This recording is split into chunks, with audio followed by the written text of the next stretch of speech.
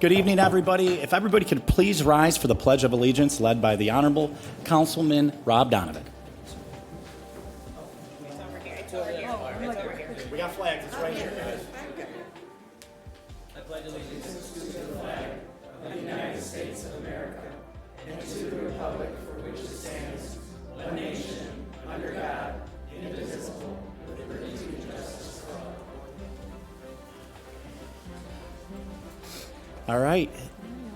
Good evening, everybody, and welcome to the 2031st regular meeting of Livonia City Council. This is a voting meeting, and minutes of this meeting will be approved at the next regular meeting to be held on Wednesday, January 14th, 2026.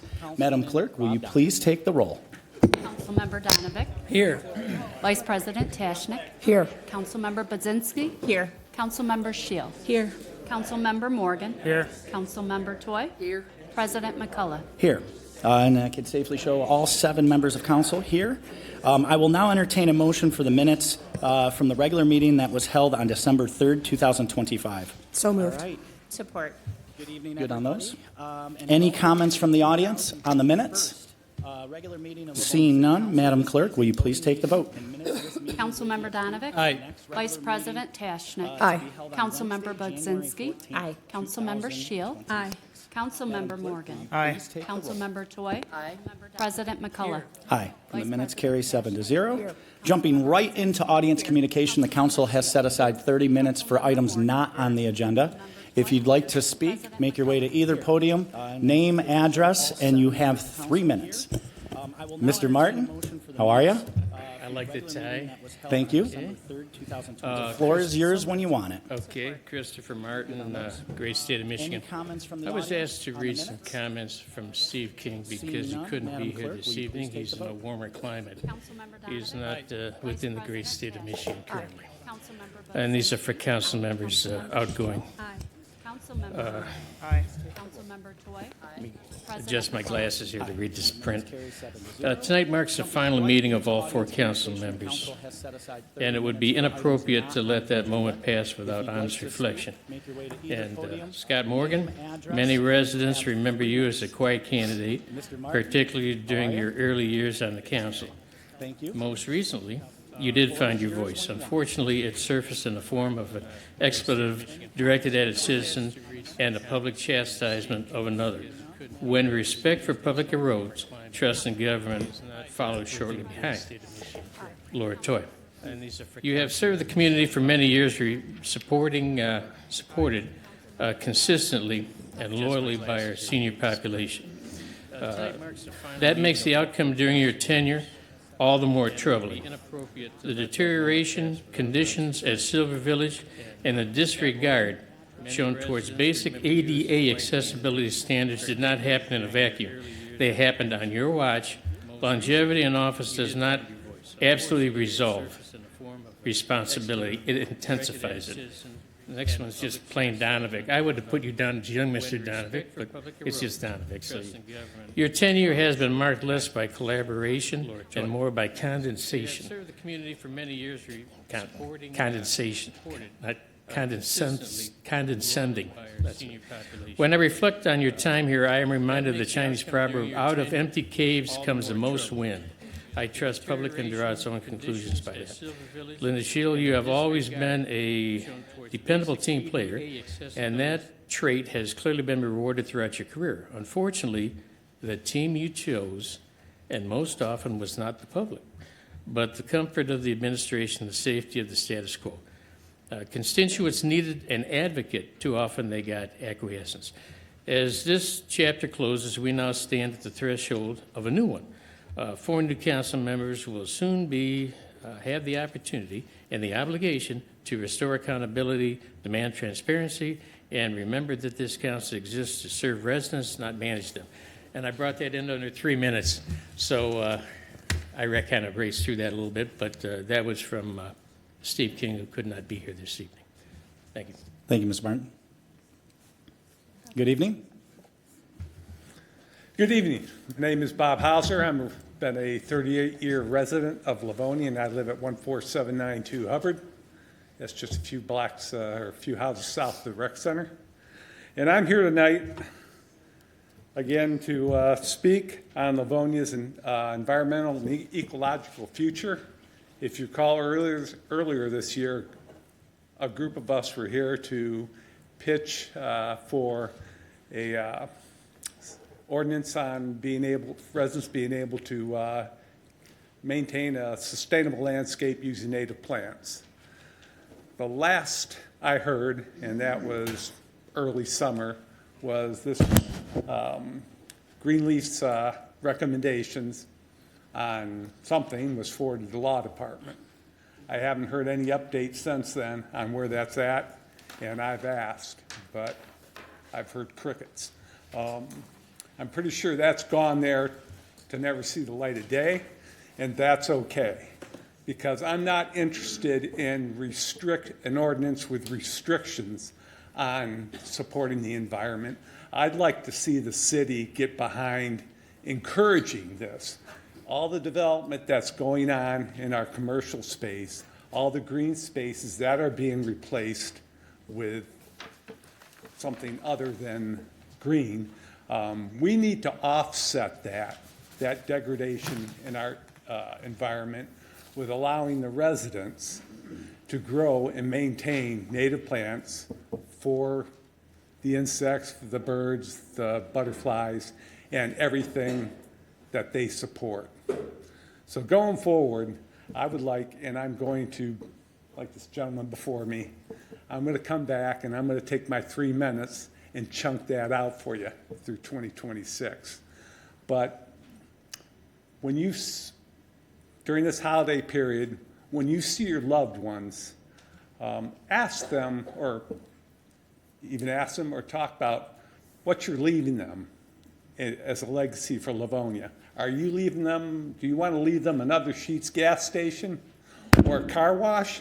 Or are you interested in leaving them with a vibrant, vibrant ecology that, you know, they see the birds, the butterflies, everything is coming back, everything's being supported. So I'll be seeing you in 2026, but think about that. Look at your loved ones. What do you want to leave your kids and your grandkids? I'm sure it's not a Sheetz gas station, and I'm sure it's not a car wash. You want to leave them some green space that has some value. Thank you. Thank you. Good evening. Name and address, and you have 3 minutes. Good evening. Debbie McDermott, Livonia. I just wanted to say, probably a big departure here from this evening, but in keeping with the spirit of the holiday, I just wanted to say how beautiful the decorations look on the city property when you drive up and you see them. They're really very attractive. Made me feel proud to say this is our city hall, and these are our decorations. So, from me, whatever holiday you celebrate, but it's Merry Christmas from me. Thank you. Thank you. Good evening. Hi, Patty Riggio, Livonia, Michigan. Our city streets during the snowstorm, not good. Personally, our HOA, we have leaves in our street and we have ice in our street. I reached out to the city 2 different times to get some salt. We never got plowed, obviously, because we didn't meet the quota, the numbers, which is unfortunate.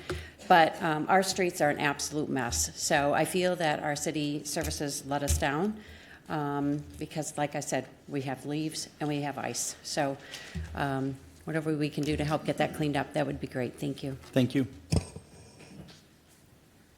Good evening. Thank you, Mr. President, members of council. John Grisbick, 11301 Hubble. I'm only here to represent myself as a resident. I've been thinking about what I wanted to say for a good long time now. I want to thank the outgoing members for their service, particularly the 2 that served in the military. Thank you for that as well. I want to wish the new members, through the council to the new members, wish them well. I want to wish the administration well, and residents, department heads, everybody. We all have a stake in this community, no matter what age you are. I don't care if you're 10 or 100, or if you have children or you don't have children. We all want to leave our city a better place. Wasn't all that long ago, well, I guess it was, time flies, I'm 39, when a lot of us were in high school, some of us in the audience, some of us on council. Our roads were falling apart in the city. Council members, some went on our mayor was on the council, I believe, at the time, Mayor Kirksey, different council members at that time, put together a road program. And a vast majority of the community continues to support it. Full disclosure, I am representing myself, but I am on the roads committee. And I left that meeting thinking, we can do that. There's different problems right now, but we can do other things too. Also, our senior center, there was money that was going to be spent elsewhere in federal and state and county government. Our administration and council and others made sure that money was spent here. We did that. So we can do things. So I hope in the new year that we do those things and work together. And you know what? Somebody asked me the other day, who do you like? Who do you not like? You know what? 99% of the people up here, long as they were respectful, I liked. And I like all of you. Now, do I vote, could I vote for all 20 or whatever was running at the time? No. But I think there's a place for everyone. And I do, and I'm not trying to paint some kind of rosy-colored glasses thing. That was said one time about me. But I do believe that we can do these things. We have to do these things. And I also want to mention Council President, Senator Laura Toy. Thank you for your service. And you know what you've taught me? That there's more to life than politics. And I agree with you. Sometimes I don't. We go back and forth on emails. Sometimes I'm a pain in the butt. But you've always listened to me. And, you don't have children either. But you care a lot about a lot of things in your life with vulnerable people and vulnerable animals, quite frankly. And I appreciate that. So I appreciate that, Senator. We'll call you that this time. And I hope you do some other things in the community. I know you'll be active. You don't owe anybody anything. And Council President McCullough, thank you for your leadership as Council President and Vice President as well. Thank you.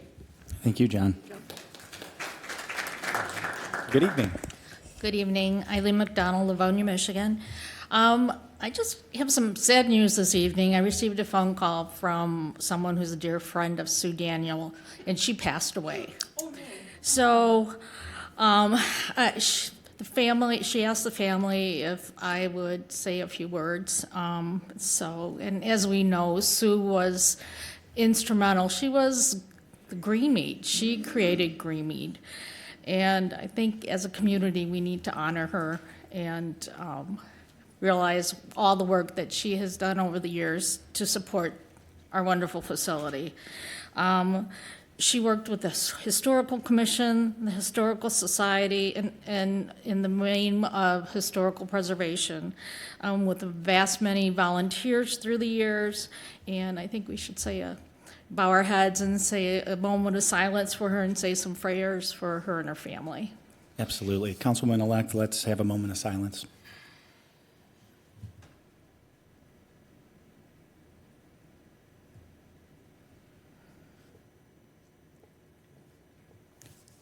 Thank you.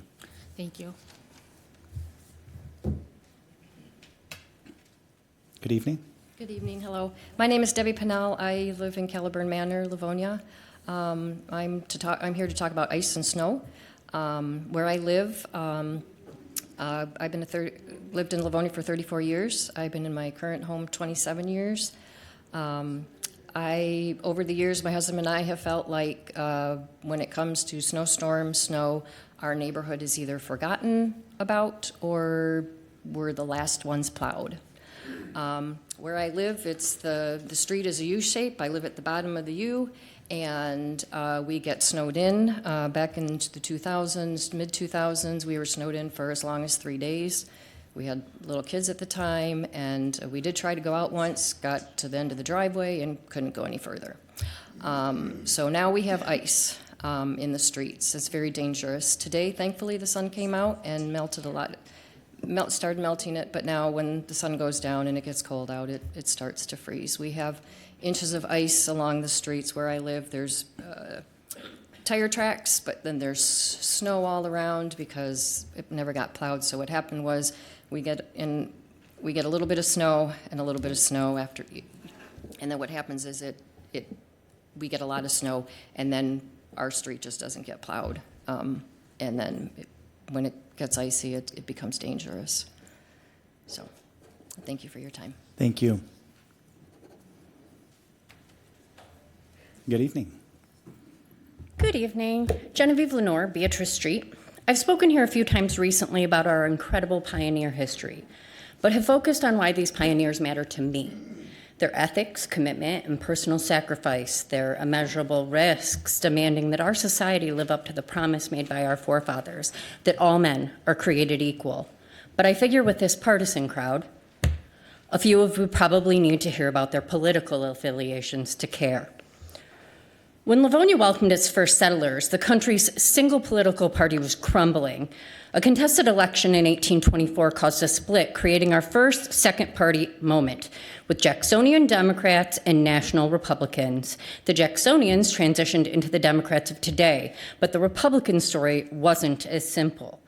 After a decade, Republicans were absorbed into the Whig Party. The Whigs advocated for modernizing, meritocracy, and the rule of law, but took no official stance on slavery. Abolitionists were quite divided on the issue of political solutions to slavery, many believing a political solution impossible. Those who disagreed, without a party to represent them, formed the Liberty Party. The Liberty Party was innately abolitionist, and its slogan reflected the character of its membership. Vote as you pray, and pray as you vote. The Liberty Party was ultimately short-lived, lasting about 5 years, but in 1843, 61.5% of Wayne County's Liberty Party vote came from Livonia and Plymouth, representing the largest radical abolitionist community in the county. The Free Soil Party absorbed the Liberty Party in 1848, causing another setback for the abolitionists by shifting focus away from abolition and towards preventing further expansion of slavery. But on June 6, 1854, the newly formed Republican Party offered a solution, holding its first convention in heavily abolitionist Jackson, Michigan. As many as 10,000 abolitionists attended, but the most radical remained unmoved. In October of 1854, at the Anti-Slavery Society Convention here at Union Meeting House, Arthur Power, proprietor of the Power Cheese Factory, which once stood where you all just approved a sheets to be built, stood before the radical audience and advocated valiantly for the principles of the ballot box and urged his radical neighbors to embrace the Republican Party. The Republican Party of Lincoln could not have risen to power if not for bold men like Arthur Power or Dexter Briggs, who served as vice president of the state party convention in 1872, or any of Livonia's abolitionists. They would have had no platform with which to make history.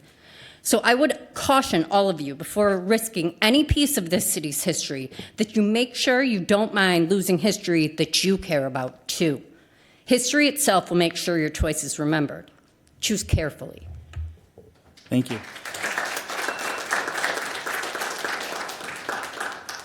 Hello, everyone. I'm Stephanie Richards. I'm here representing our Wayne County Sheriff, Raphael Washington. He does want me to come and let you all know greetings to you and happy holidays to you and your family. Thank you very much for allowing me to serve as your community liaison for all of Western Wayne this past year.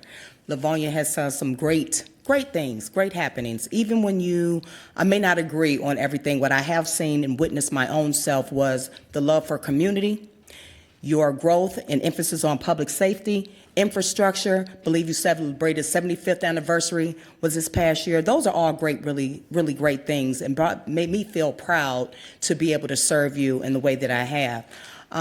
Moving forward into 2026, I would love to, after the holidays, we definitely sit down and talk about how the Sheriff's Office can strategically help you and the citizens of Livonia better serve you for the next year to come.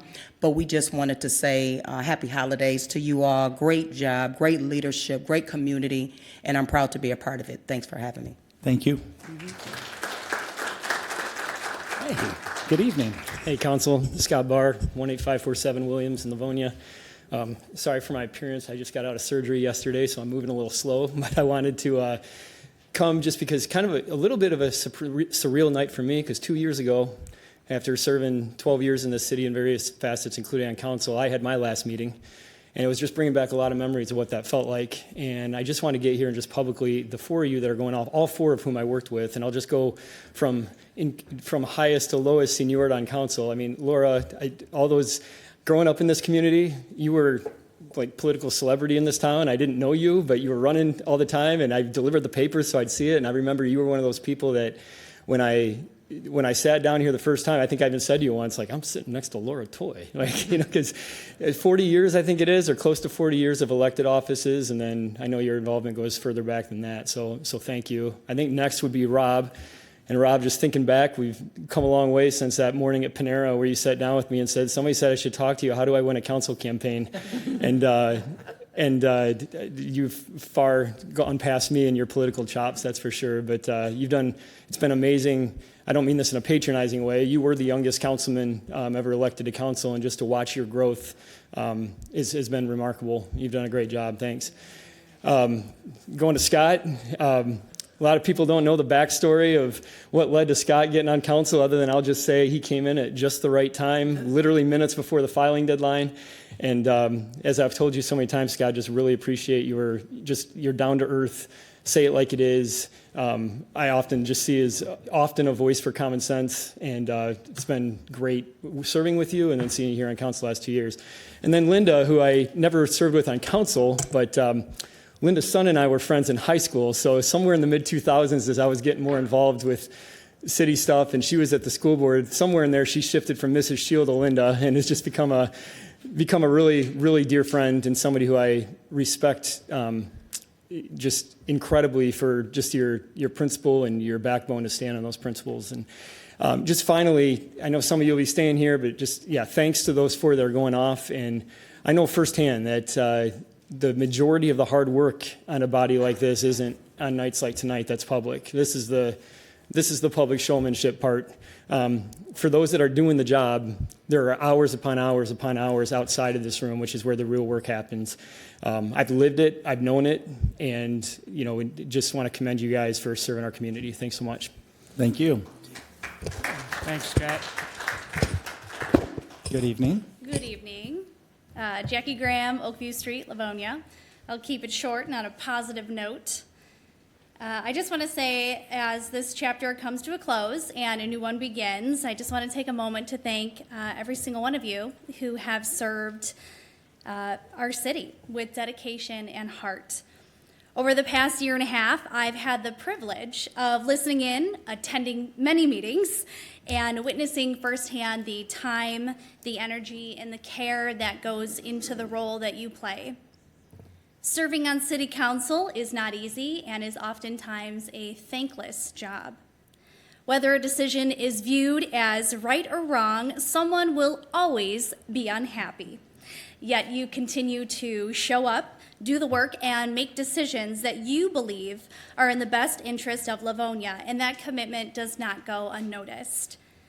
As we say goodbye to 4 council members and welcome 4 new ones, I am incredibly grateful for the opportunity to have gotten to know each and every one of you on a personal level.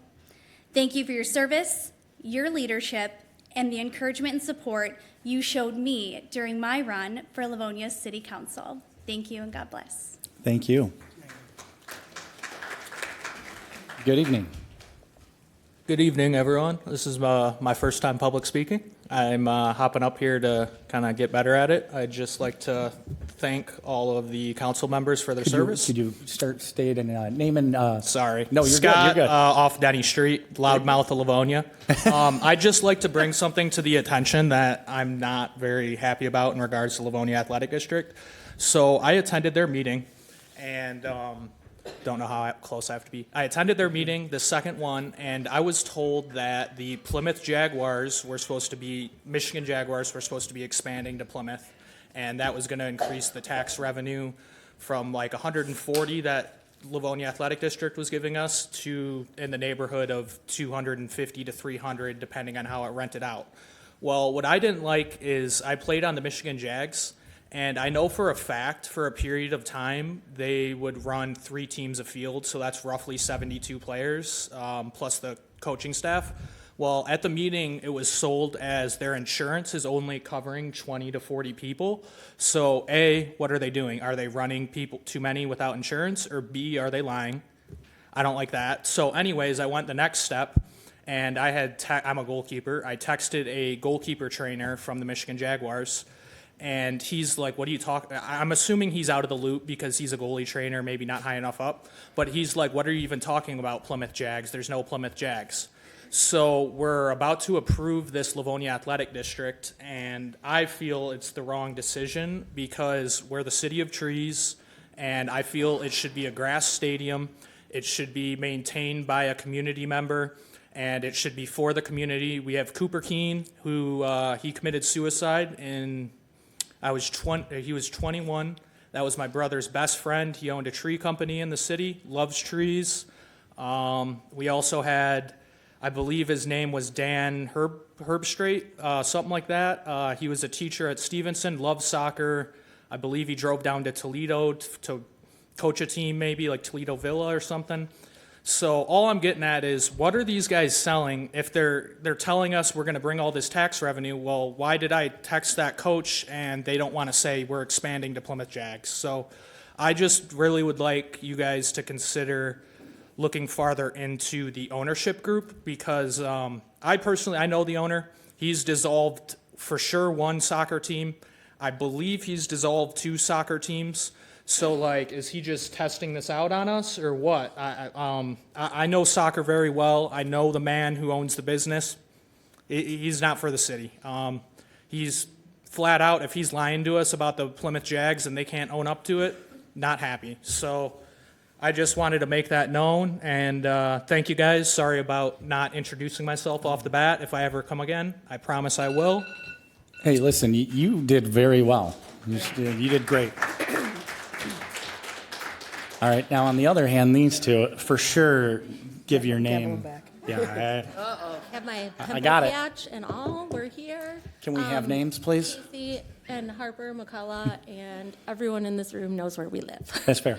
So, mine's a little bit more professional. I wrote it down because at this You get time 3 of the minutes, day, I don't. like everybody else, Yeah, you know? I'm not remembering anything. Brandon consistently chose restraint over reaction and integrity over ego. He kept the focus where it belongs, on serving the community.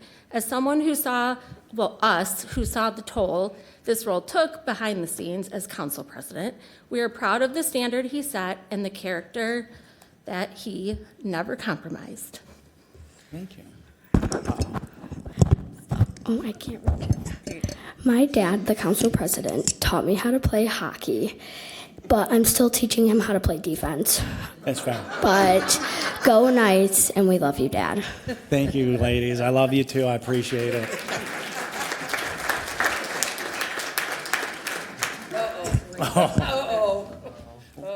What?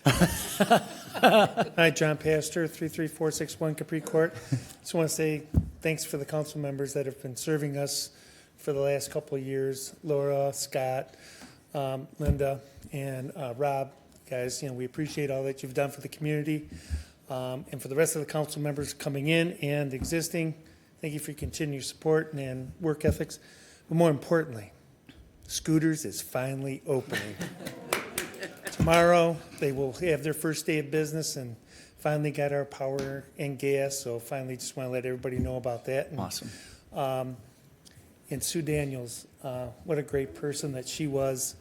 I was on city council when we actually got the Blue House. Finally, I was able to get the Preservation and the Historic Society together and finally come up with a plan to get that Blue House that she so longed for and stuff. And by the way, the fire truck's still in my building, so maybe sooner or later we can get that out to the grounds there. Other than that, Merry Christmas, Happy New Year, proud of y'all. Thank you, John. Good talk. Good talk. All right. Well, with that, I'm gonna move back to council announcements. I have new data on item 10. We do, obviously tonight is a very milestone night, but I want to embarrass at least a couple more people a few more times. So Councilwoman Toy's birthday is coming up on December 22nd. It's true. So happy early birthday. Thank you. 21, again. and then turning 19 is Councilman Rob Donovic on December 30th. All right. No, wishing you guys a very happy birthday, and we would have embarrassed you on live television, but we can't then, so have a great one. That was good enough. With that, I'm going to open it up to my colleagues. The floor is yours. Councilman Toy. Thank you, Mr. Chair, and thank you, everyone, for the nice compliments and everything else. This has been a great group to work with, and I'm sure we'll have more comments later, but right now I do have a very strong comment that I'd like to make. As I'm here in my last meeting, it's bittersweet for more reasons than one. And I just want to begin by addressing very vicious attacks that have been made against me recently. I've never had such personal attacks in all my years of public service. And quite frankly, I've been at a loss of how to respond because the things being said are simply not rooted in fact or reality.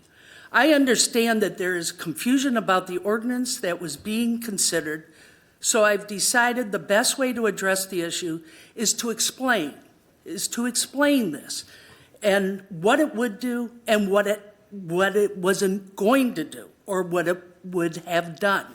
First of all, I did not introduce this ordinance, and I recused myself when it was being considered. Many years ago, I campaigned on a belief that I still hold today, that part-time council members should not receive full-time pensions. I pledged not to take a pension when I was elected, and to be clear, the ordinance being considered would not have given me a pension. Also, this ordinance would affect all council members, not just me, including at least 3 current members, and simply would have given the option to receive the small match on a modest council salary, no different than many people have in their own jobs. It was reviewed and recommended by the city attorney and by civil service, and it did not represent any special treatment whatsoever, but instead the same benefit that is already received by all employees in our city and other council members. So at this point, as I leave the council, this has not affected me at all. If it passed moving forward, instead it would be for the current and future council members. This small technical fix to help a few council people has been blown totally out of proportion and been used against me personally as a political weapon. It is not fair, but there's a lot of things in life that aren't fair. But I feel this is a very unfortunate note to leave on after decades of public service to this city I grew up in and I started and grew my business in. And that I love all with all my heart, Livonia. I'm almost done.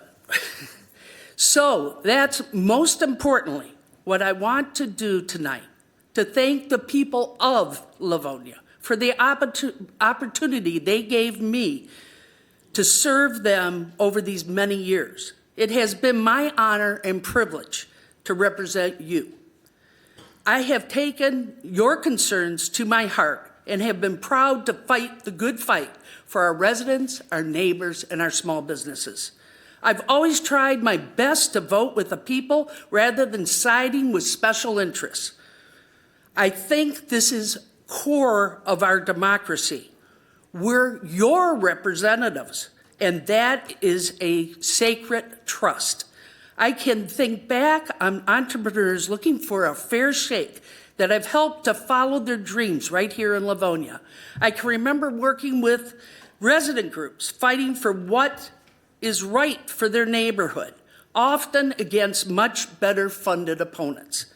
But if not in America, where else can the underdog still win? Where else can people's voice still matter? I'm proud of the work I've done in this city.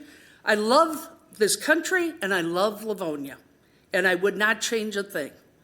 Thank you very much, and may God continue to bless America and our great city and our residents. Thank you. Thank you.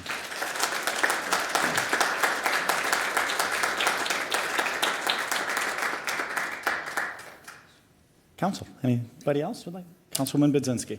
Hi, yes, well, I will, I know it's already been a long night, but I'm going to take a few minutes just to, recognize my colleagues who are leaving council, for their final meeting today.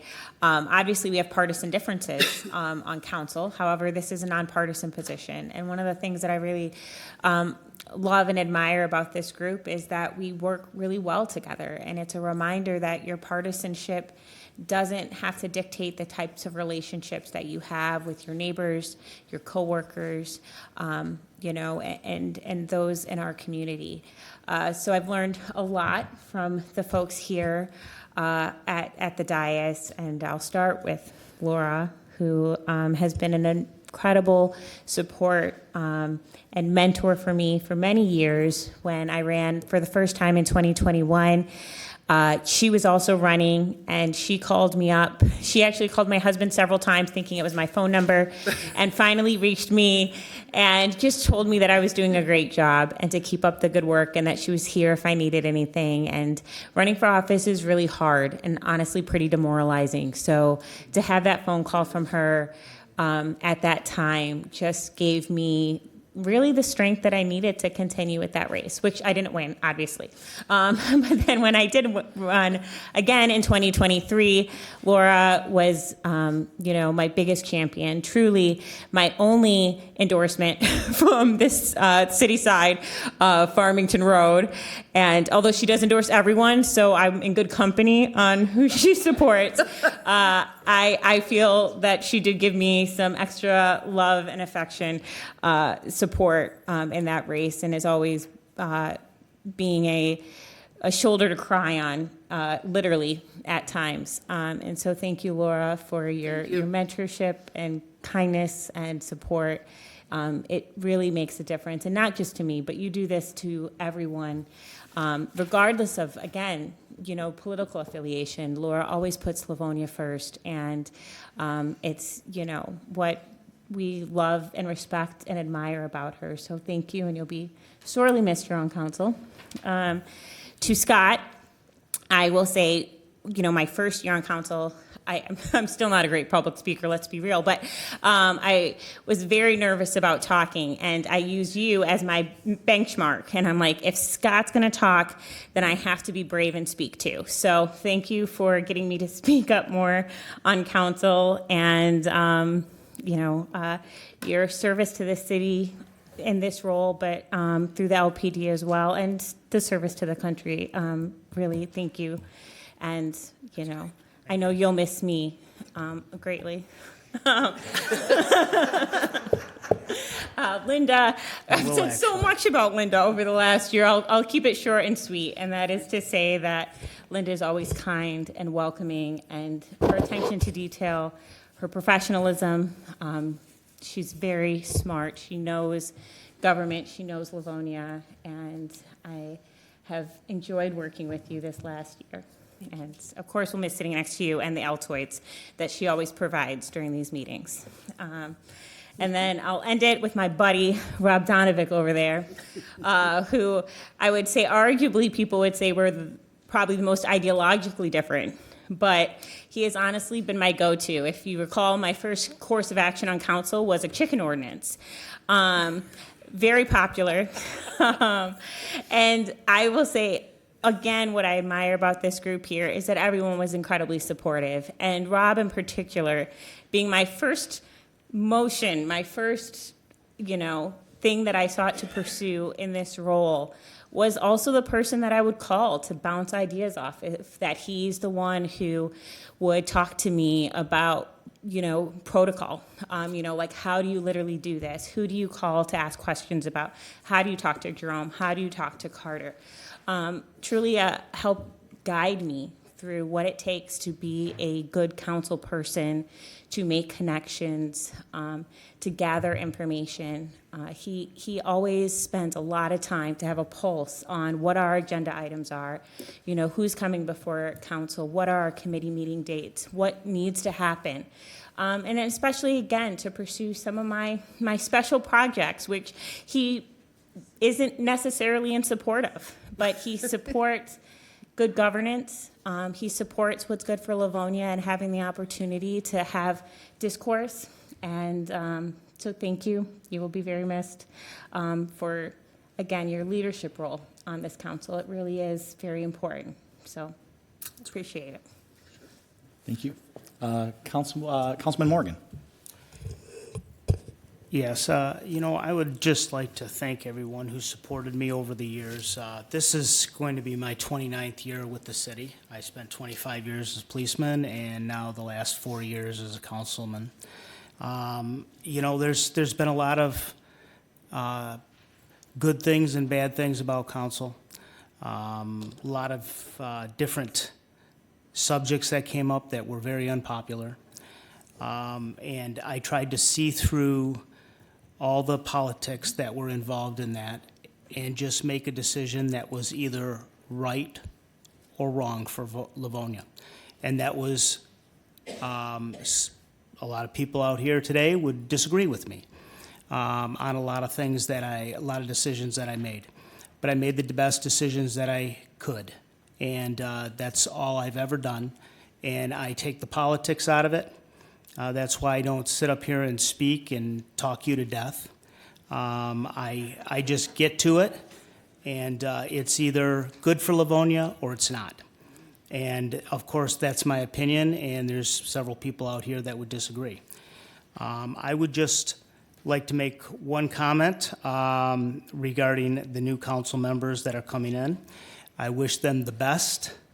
I think that that statement that I just made about doing either the right thing or I should say the good thing for Livonia or the bad thing is basically how you need to run your being a council person, because politics will be a player, and sometimes politics should not be involved in this. It's either right or it's wrong, and so I would just wish them good luck in the future, and I hope they do well because I love this city. I spent 29 years here. My family raised my kids. We still live here, love the city, and for the most part, love the people. We have a lot of good people here, and I think everyone that came up during the Alfred Noble situation and the Sheets, I think they all have good intentions, but our opinions are different. So I would just like to say that, and I listen to everyone, even though I wouldn't give that gentleman the extra minute because I heard him so many times. I understand his position, and I respect his position. I'd also like to say to Mr. Martin and Mr. King directly that we're here to make decisions, and I listened to everything both of you had to say every single time, and I respect your opinions, and I wish you both Godspeed. Other than that, I thank you for the opportunity to serve this city, and I will just turn this over to the City Council, and thank you very much for your time. Thank you. Thank you. Councilman Thank you, Council President. To all my colleagues, it has been awesome. It's been fun. This is the most dysfunctional family, and I love it. And like all of our families, we've all got problems and we've all got issues, but those memories that you hold closest to you. And I've been so fortunate to serve with all of you. Each one of you brings something different to the table.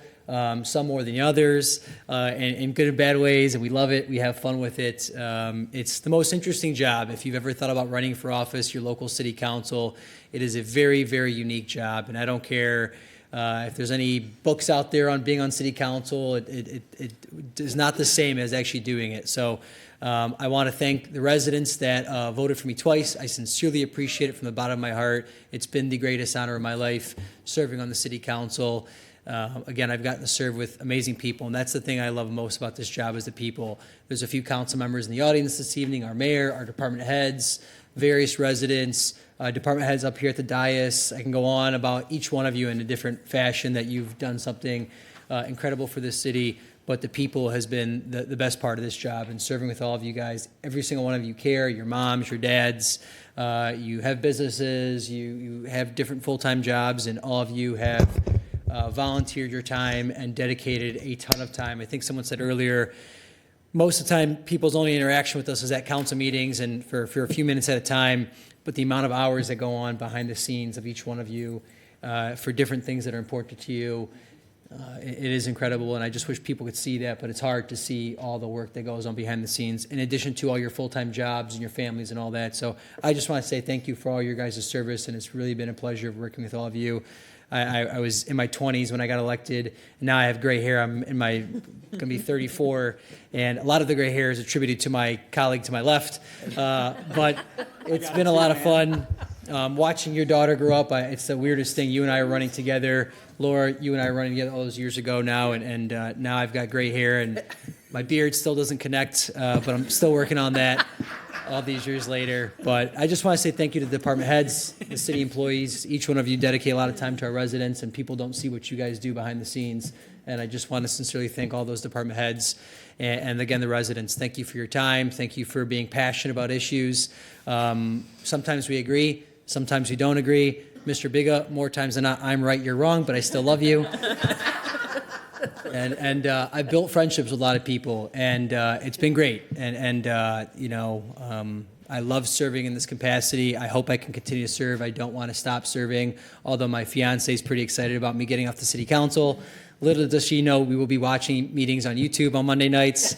Don't think she's going to be pretty excited about that, but it's been a lot of fun. It's been an honor, and thank you to the residents of Livonia. Thank you to my father, who was my biggest fan, biggest supporter when I told him I wanted to run. And thank you to God. God bless this city. We're very lucky to be in Livonia. We've got problems like every other community does.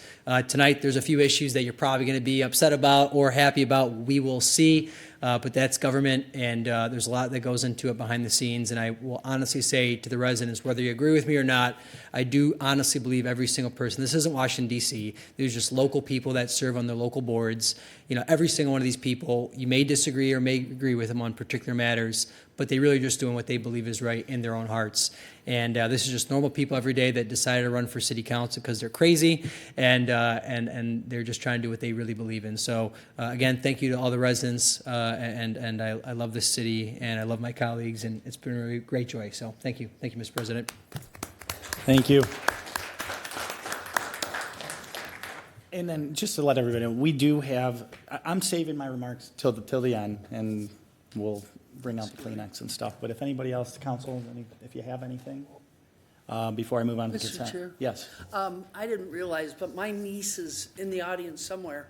It's so little time I get to see family, and their birthday's tomorrow. Corinne, are you here? Where's Corinne? We have to embarrass. She's very shy. She's nothing like I am, but there she is, little blonde over there. Yeah. Happy birthday, Corinne. You got someone else. You forgot somebody. Who? Someone, she's pointing to somebody with her. I don't You know. omitted somebody. I feel uncomfortable. Everybody else is not All in right, my fair family enough. That's anymore. fine. You know, that works for No, me. I mean, they're in heaven or wherever they went. With that, I am going to jump into the consent agenda. Items 1 through 9 on the consent agenda will be voted on as one item. These items were previously discussed at the study meeting that took place on December 3rd and determined to be non-controversial. Council? So moved. Support. All right. Any comments from the audience on the consent agenda? Seeing none, Madam Clerk, will you please take the vote? Councilmember Donovic? Aye. Vice President Tashnik? Aye. Councilmember Budzinski? Aye. Councilmember Shield? Aye. Councilmember Morgan? Aye. Councilmember Toy? Aye. President McCullough? Aye, and the consent agenda passes 7-0. I just want to step back just for a housekeeping item. We do have some reports from Department of Finance that was dated December 2nd, 2025, forwarding departmental purchase report for the month ending November 30th, 2025. That's a receive and file. And with that, we're going to jump right into unfinished business, which is item 10 is Committee of the Whole of November 19th, the subject matter of petition 2025-07-02 submitted by Manick and Smith Group on behalf of Clean Express Car Wash, requesting waiver use approval to operate an auto wash establishment at 38888 6 Mile Road, located on the northeast corner of Fox Drive and 6 Mile Road. With that, I was ill with whatever was going around a few weeks ago. Off and approving. I'm going to hand it over for the committee report. We have it's committee of a whole. Oh, okay. So I appreciate the vice president for stepping in and running the meeting. I'm going to hand it over. And the minutes. Okay.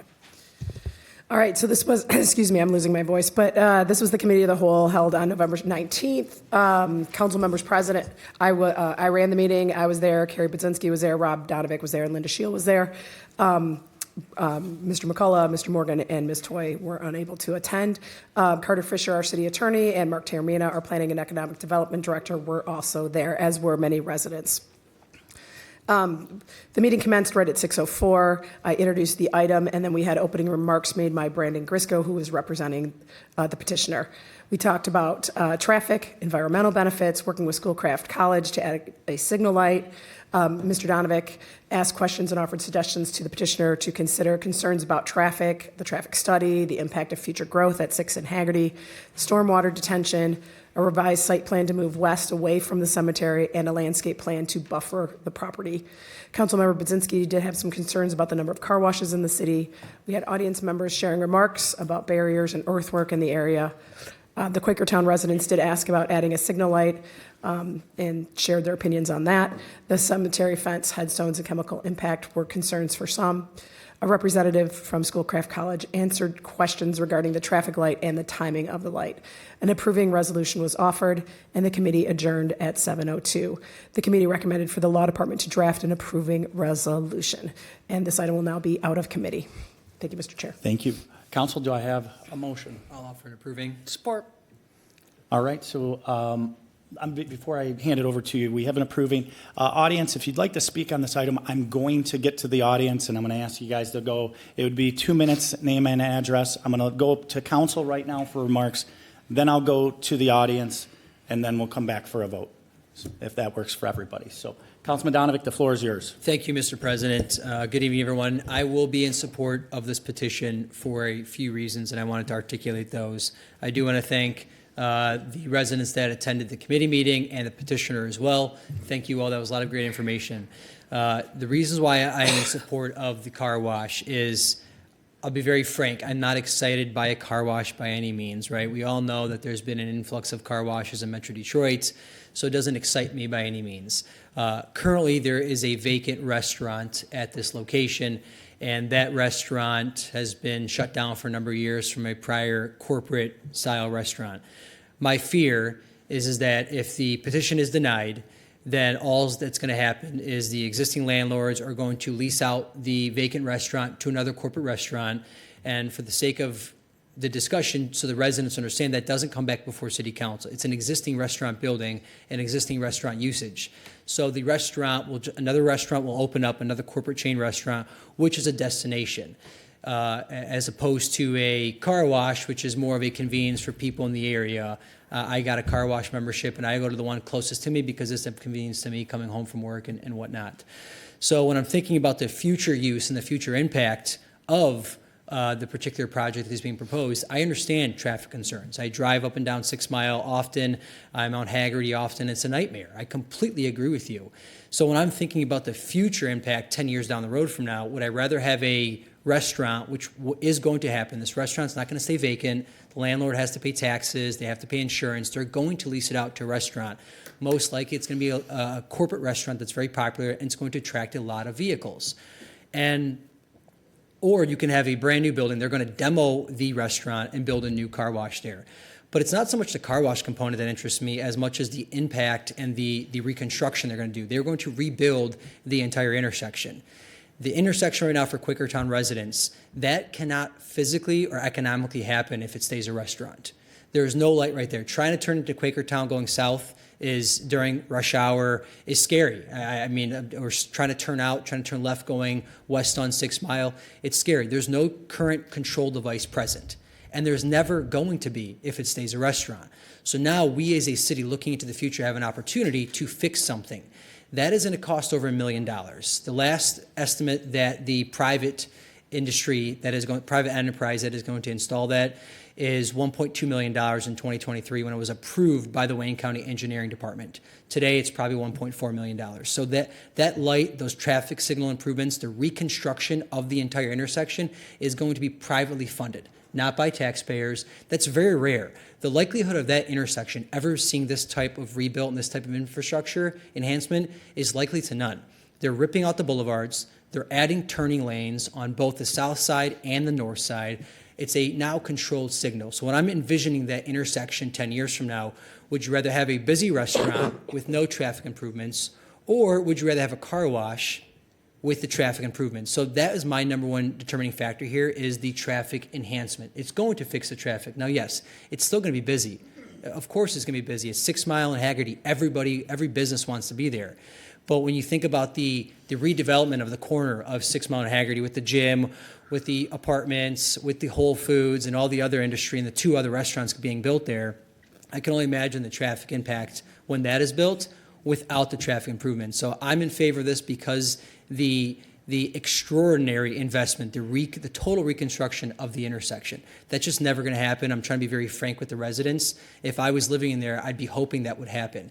And the likelihood of that intersection ever being rebuilt on the dime of the taxpayers, it's just not going to happen. The city has a lot of other things they're fixing right now, and to rebuild an intersection like that, for $1.4 million, I just don't see that happening.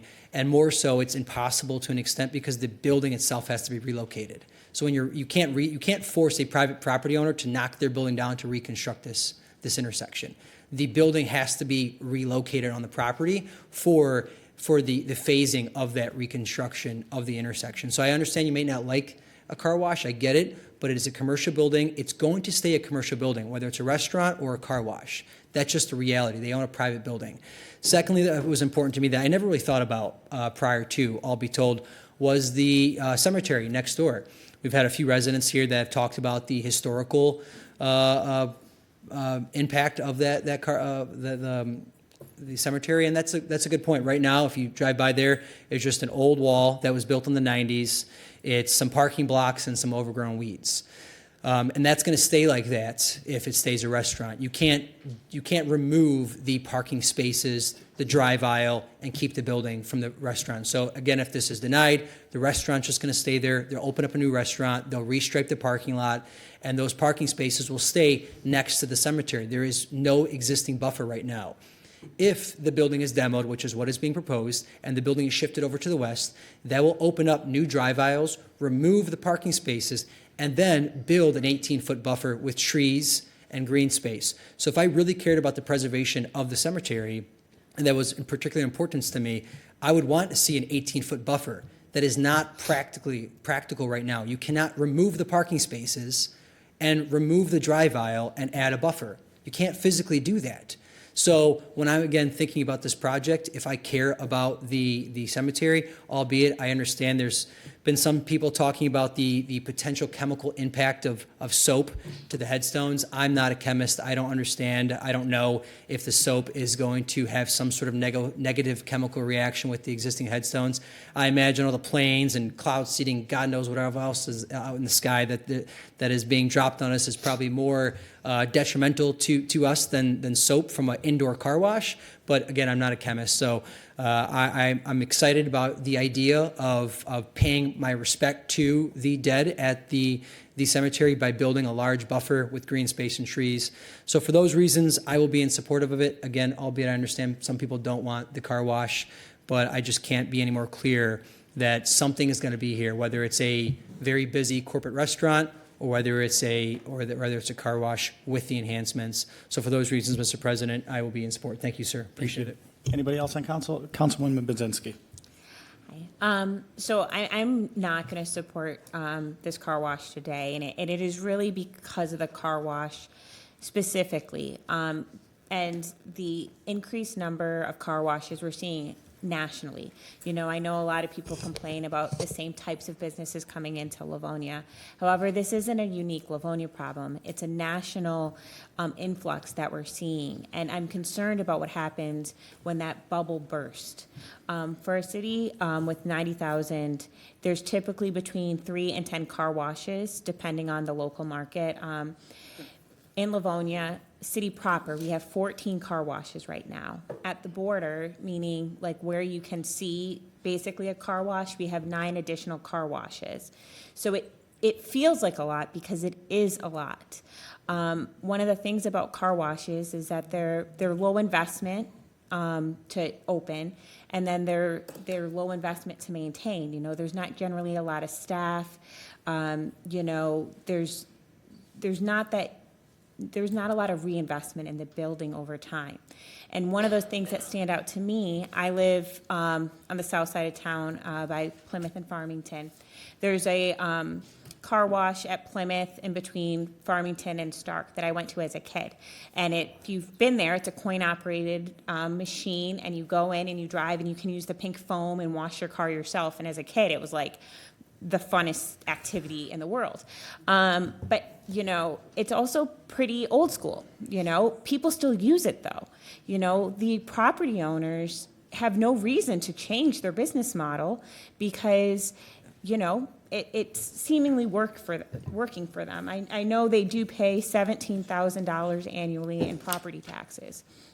But that just concerns me, because if we have 14 car washes in our community and they become dated, because that's inevitably what does happen, that across our city we're going to have buildings that look dated. They're very hard to repurpose. So you're not going to see a new entrepreneur who's looking to make an investment in a part of our city and say, oh, I can see this as being my restaurant or my storefront or my doctor's office, you know, if there's a private practice or whatever, because they'd have to demo what exists and rebuild. And I think that that's a big ask for somebody to have that motivation. And I think it's equally shown that it's not something that the current property owners might find a compelling, profitable investment. So I don't feel like it benefits our community. You know, I looked at what the tax values are for a few car washes in our community. Down the street along Plymouth Road is a Zack's, which is 10, 15 years old. So not quite as old. It's got the automated machines and drive-through car wash, but it still looks dated. And it's fine. It's operational. You know, they pay about $21,000 in property taxes. You know, that's fine, but again, it looks dated. I think we will see that these car washes also look dated. Clean and Wash's Farmington location pays about $13,000 in property tax. Conversely, the Buca location in 2017, when they were open, were paying nearly $38,000 in property taxes. In 2024, when they were closed and had been for a couple of years, they're paying $46,000 in property taxes. And the reason that I mention these property tax rates is because we talk a lot about what does this contribute to the city. Well, this is clearly a highly valuable property. And I just feel like we're handicapping it, or maybe that's not the right word, but, you know, putting constraints onto what the value of this land is by changing it into a car wash that is not easily repurposed when the car wash bubble bursts. We've seen similar actions happen with pharmacies here in Livonia. You know, all the Rite Aids have changed. They're now dollar stores. They're a doctor's office, urgent care offices, pharmacies, other things like that. Again, councils in the past had concerns about opening all of these buildings and what were they going to become in the future. But they had this understanding that they could be repurposed and have other alternative uses that fit the needs of the community better in the future. I don't see how a car wash could better fit the needs of our community in the future once it's built here, which is why I won't be supporting the motion tonight. Thank you. Anybody else on council? All right, and I'm going to go to the audience now. So everybody, if you make your way to the podiums, if you'd like to speak, it's 2 minutes, name and address if you don't mind, so I don't have to repeat it, and the floor is yours. Thank you very much, Brandon. Chris Hench, 9812 Cranston. I am extremely opposed to this car wash. It brings zero value. I'll take a restaurant there any day over something like this. It not only does not serve the needs of the residents, as Carrie said, there's 1 million car washes all over, but it cheapens that area, which is a special area. The same with Sheets. It's just a junk place that's going to be at a very sensitive area where we have green meat and these other important places. And I don't understand the passion for this. I know some of the members wrote a letter to Brandon, and demanded that it be reconsidered today. I don't get it. What's the passion for this? What are you getting out of this? It does nothing at all for the community. It hurts the community. Thank you. Thank you. Good evening, sir. Matt Hanchin. I live in Quakertown. Forgive me for reading. Just very angry about this, and I figured it would be better for me to read it. I've emailed all of you many times over the past few months. Thank you for the few of you who have cared enough to respond to those emails. I've also come to most of the meetings regarding this car wash.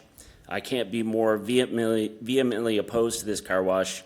I haven't heard a single person say that they are in favor of it. My neighborhood Facebook group is outraged at the very idea of another car wash. I'm a caregiver for my in-laws who live at 6 Mile and Wayne, so I drive this stretch every single day. It's already terrible trying to turn on to 6 Mile. Adding a car wash will only make it immeasurably worse. I don't think adding another traffic light will help anything.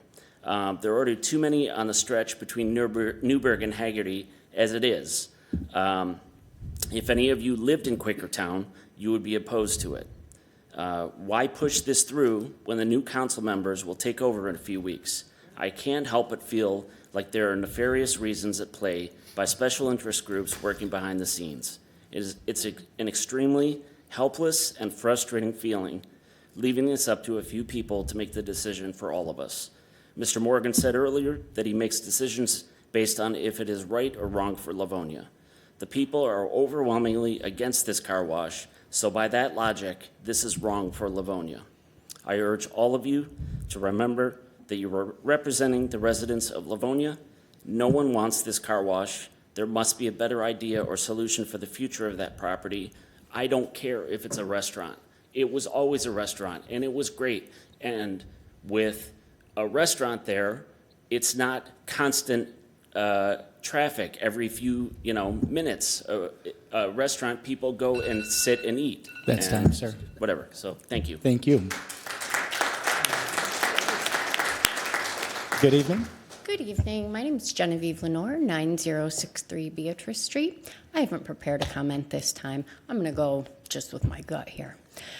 I have some concerns about this. One would be that planning did not do their proper due diligence to make sure that all of the potential water incursion and construction from the multiple construction sites around the cemetery won't cause damage to the structural integrity of the actual ground where the actual bodies are. And I'm sure many of you know there's a retaining wall there. It would really be unfortunate if that retaining wall were to come down and bodies were to come out. I also have a pretty significant concern about the real estate broker on this deal being a planning commissioner. I've also heard a rumor, he also was the chair of the Vision 21 steering committee, so he actually helped write our city's master plan. There's also a rumor going around that a certain builder who comes frequently to these meetings and sits very near to the mayor is going to be the builder on this project. And so I just need to put that out there on public record that we're all very concerned about the integrity of this decision, what it was made based on, and I'm just going to call out the partisanship of the 4 council members who forced this on the agenda tonight. We will remember you. Thank you. Have a great night. Thank you.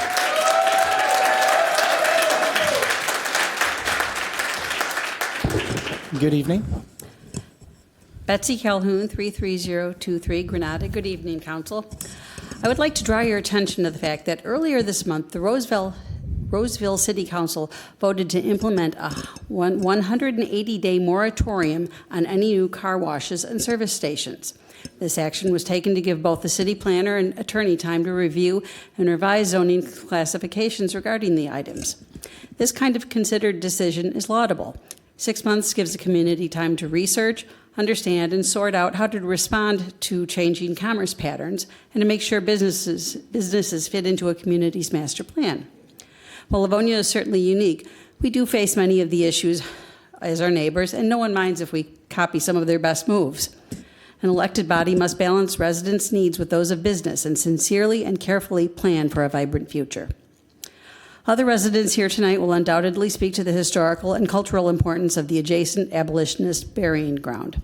Listen to their wisdom and reflect what values and legacy we want to impart to our children and to our city. Thank you. Thank you.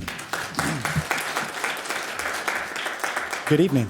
Good evening. Jerry Karasinski, 19488 Bainbridge. Based on the feedback I heard from council, there's a couple of points I want to make. The first one is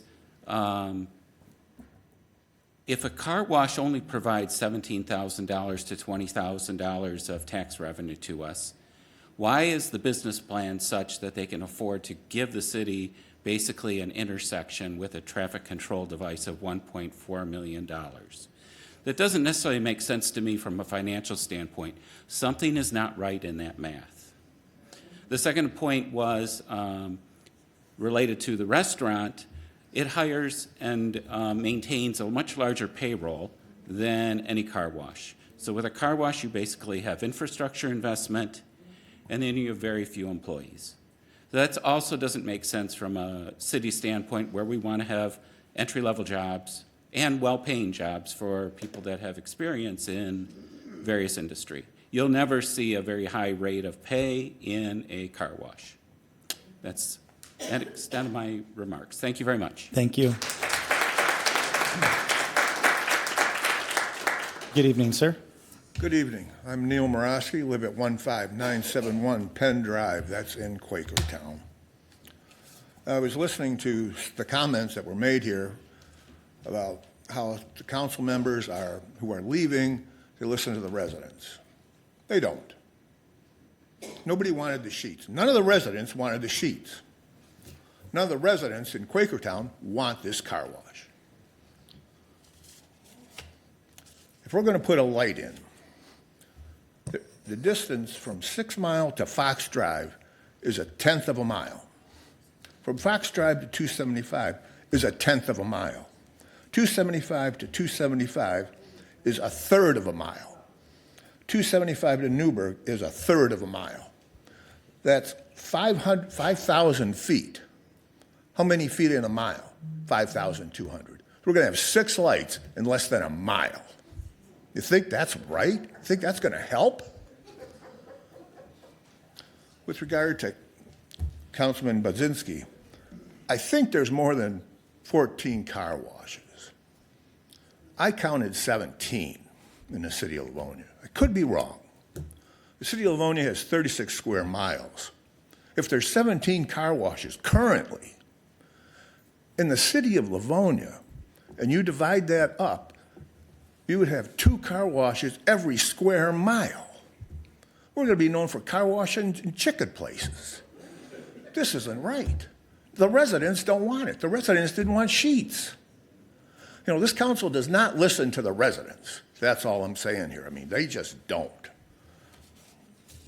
Thank you for your time. Oh, Merry Christmas. Thank you. Merry Christmas.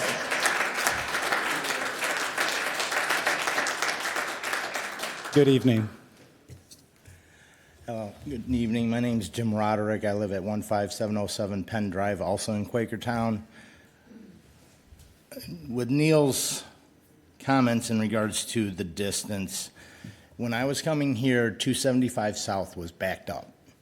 The exit ramp was backed up. You're going to put a light an 1/8 of a mile away, and all them cars are going to come off the expressway. Where are we going to go to get out of our sub? It's simple math. Thank you. Thank you. Good afternoon, evening. Good evening. Jim Biggett, Fair City of Livonia. Rob, I'm not going to agree with you. A few years ago, this fine august body did a thing called rezoning the city and created a mess called Vision 21. Vision 21 created car washes, created chicken shops, created havoc. That's what we have today.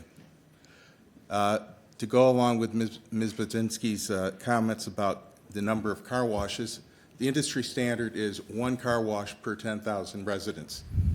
If we go by the last count of 17, That means Livonia has 170,000 residents. Where's the other 80,000 people? Or by Ms. Bazinski's count of 14, where the other 50,000 people? We have more car washes than we have people. The number says we shouldn't have it. As said, you have 1 or 2, maybe 3 people working at a car wash. You have more people working at a restaurant. You have this whole intersection issue. You improved a whole corner. You knew this was coming. You knew there was a problem. You created it. You created it when you allowed them to redevelop the whole intersection. Why are you doing it now and saying, oh, now we get this free light? We couldn't get it before. You should have made the developers do it, because I know all those developers are contributing to that $1 million pot and contributing to fix that road. It's not just the car wash people doing it all by themselves out of an altruistic means. Nobody's going to do that and contribute it and say, we can make all this money out of this car wash and pay.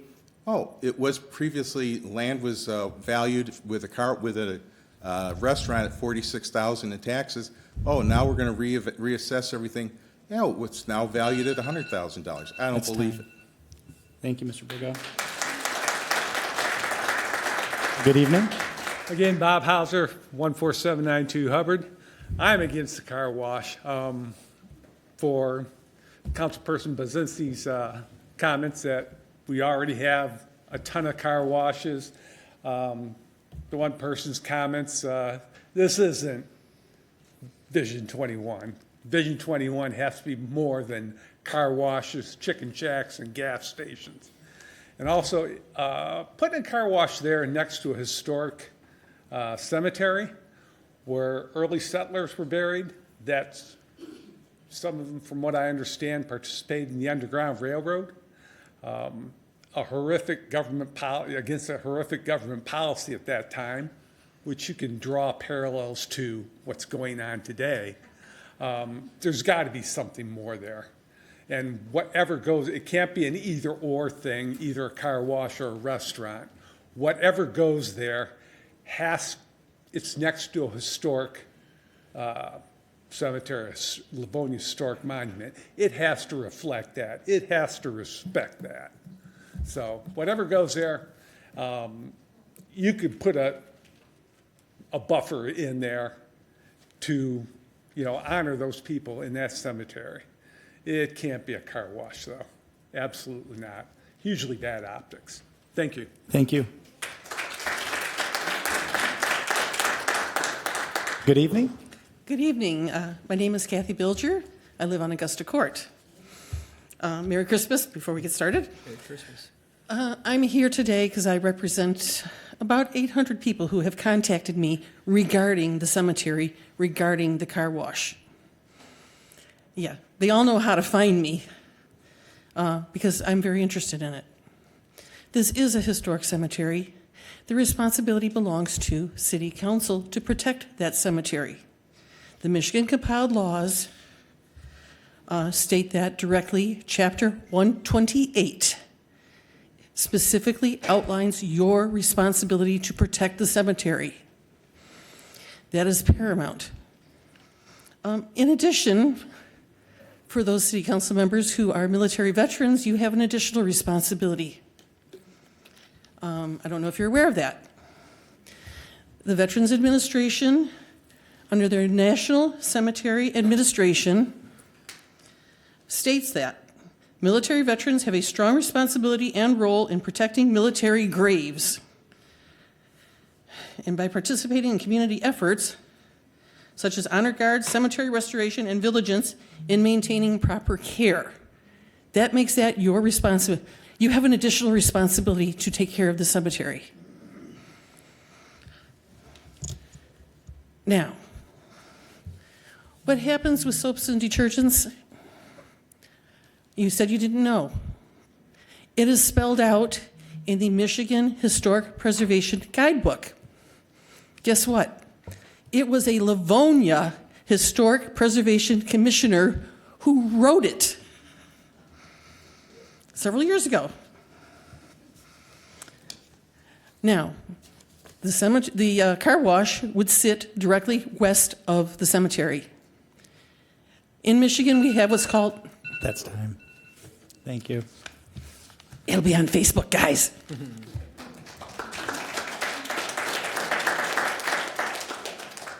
Good evening. Good evening. Well, I definitely don't support this, like everyone else in What this was- room. I just- I I'm forgot- I sorry. forgot your My name. name is Eileen McDonald, Livonia, Michigan. I guess the main point for me is not only the historic cemetery, but it's also the small business car washes, like Quick Pass, which is on Levan and 5 Mile, who used to be our go-to car wash because we don't live that far from there. But now my husband goes to the new Jack's Car Wash in Northville because he's got a subscription that is less money than this independent car wash is. And the impact of an additional car wash, which is even closer to the 5 and Levan car wash, is going to create even more of an impact for this small business owner. These people have 4 car washes, and my daughter, who is an athletic trainer at Plymouth High School, they were giving out free coupons for people to get car washes because they need people to come attract to their business. I don't find that this big conglomerate that has car washes all over Metro Detroit, Ohio, Pennsylvania, is going to bring any additional added value to our community.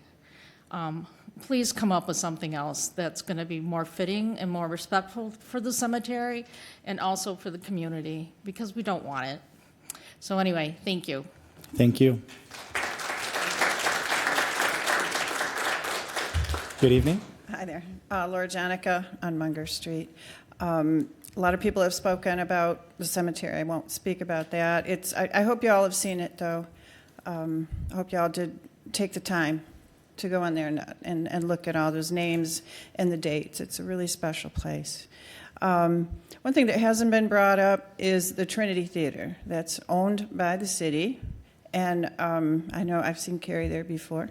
It's a great theater, and they do use the parking at Buca di Beppo. When they fill up on a Friday and a Saturday or a Sunday, they need that parking. They need the parking at Buca, and they need the parking at the Children's Center, which could be sold at any time too. So I think the city deserves to allow parking for that Trinity Theater. It's a special place, and so. I hope you take that into consideration as well. Thank you. Thank you. Good evening. Good evening. Greg Ralco, Golf Ridge Villa. You've already heard from Carrie that there's 14 car washes in the city. And you also heard earlier that there's 36 square miles in size of Livonia.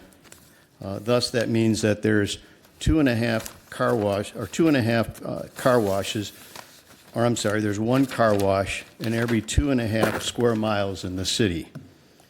How does this match up with other comparable sized cities? Canton and Southfield each have 1 car wash for every 4 square miles. Troy has one car wash for every 6. Novi has 1 for every 8. Therefore, Livonia has a higher concentration of car washes than all of these similar-sized cities, with one exception, Farmington Hills. Like Livonia, they also have a ratio similar to 2.5 or 1 car wash per actually 3 square miles in their city. So what's my point? Recognizing that they were oversaturated with car washes, the Farmington Hills City Council passed an ordinance last January preventing any new car washes from being built in their city. This meant that if anyone wants to own a car wash in Farmington Hills, they need to buy an existing one. I gave a copy of this new ordinance to Carter back in February. Now getting back to the Buca site. When compared to comparably sized cities, Livonia surpasses the saturation point for car washes. But the fact remains the Buca site would even be more saturated than elsewhere in the city. If built, there would be 3 car washes within 1 square mile, including the car wash next to Oasis and the one kitty corner in Northby. That's not That's even time, close. Mr. Rocco. Thank you. That's time. 2 minutes on these. It beeped before. I was 20 seconds in, it beeped. No, that was a different thing. It wasn't the clock. I promise you, it was 2 minutes. You need to listen to your residents. Thank you. Good evening. Hi, Cindy Fleming, Livonia. I wasn't planning on speaking tonight on this issue, but I haven't heard anybody bring up the new mixed-use development that's going in, that's all under construction, and the impacts that that's going to have. And I'd just like to speak to the council this evening and say, let's hold up and slow down. I've advised that a couple times on issues.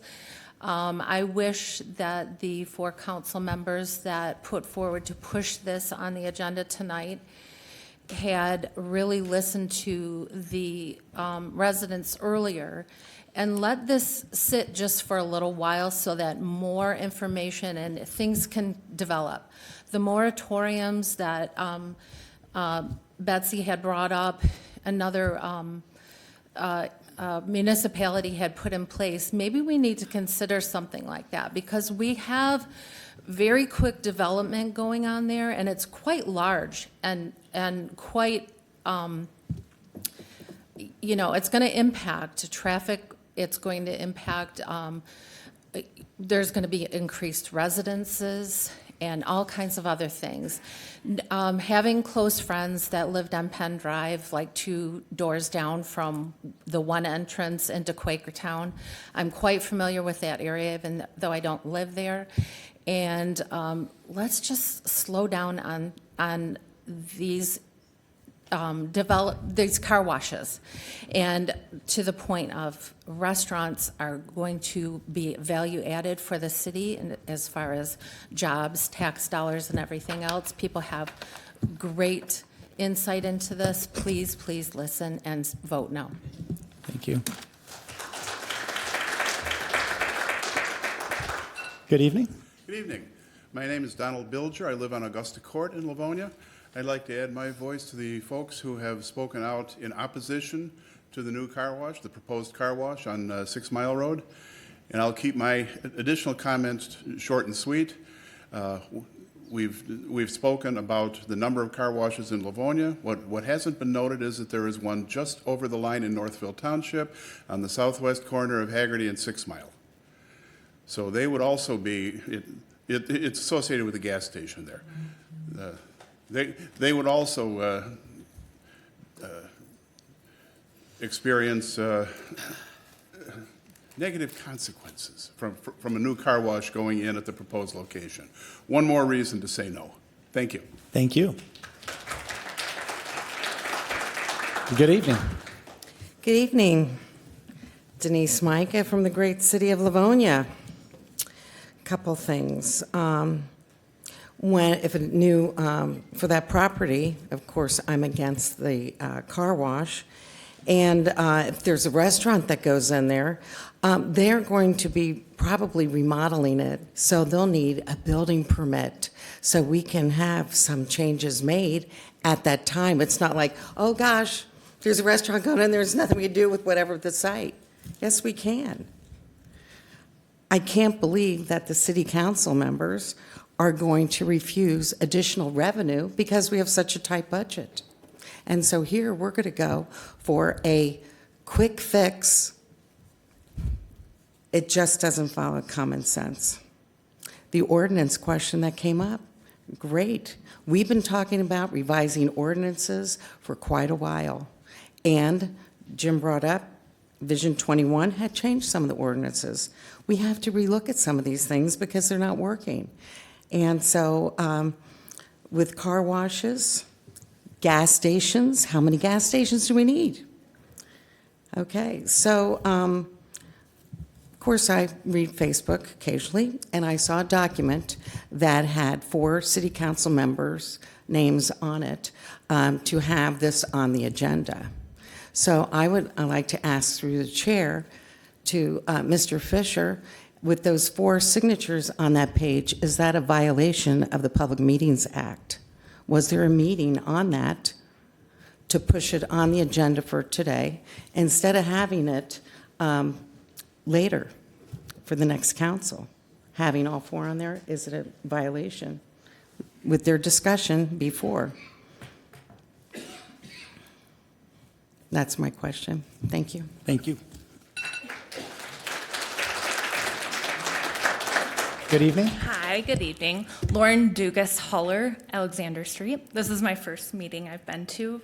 My husband and I joined Livonia back in July of 2023, so we're new residences.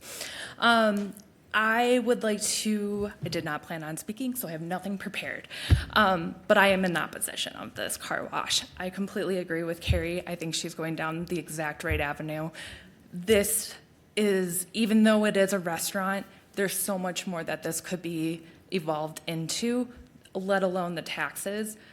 Not to make this political, but with healthcare costs increasing, groceries increasing, taxes increasing, the last thing I'm going to put my money towards is a car wash when I care about feeding my family and taking care of my bills. So I think having another car wash in our city, outnumbering the amount of people in the city, is not a good, beneficial future move for our city.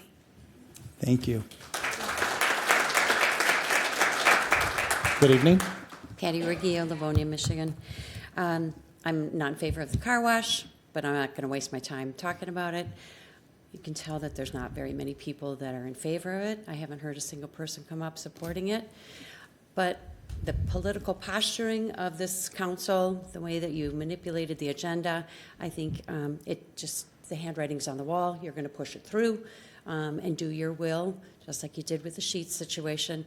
It's unfortunate that you're not listening to the people here, but it seems to be kind of the trend of this council. So we're looking forward to the new council that's coming in. Thank you. Thank you.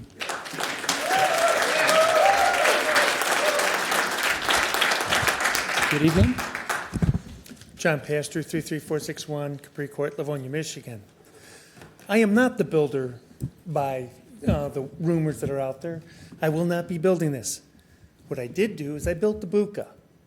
And what is good about this, what people are missing, is if an existing restaurant takes over that restaurant, the approach doesn't change. That's the difference.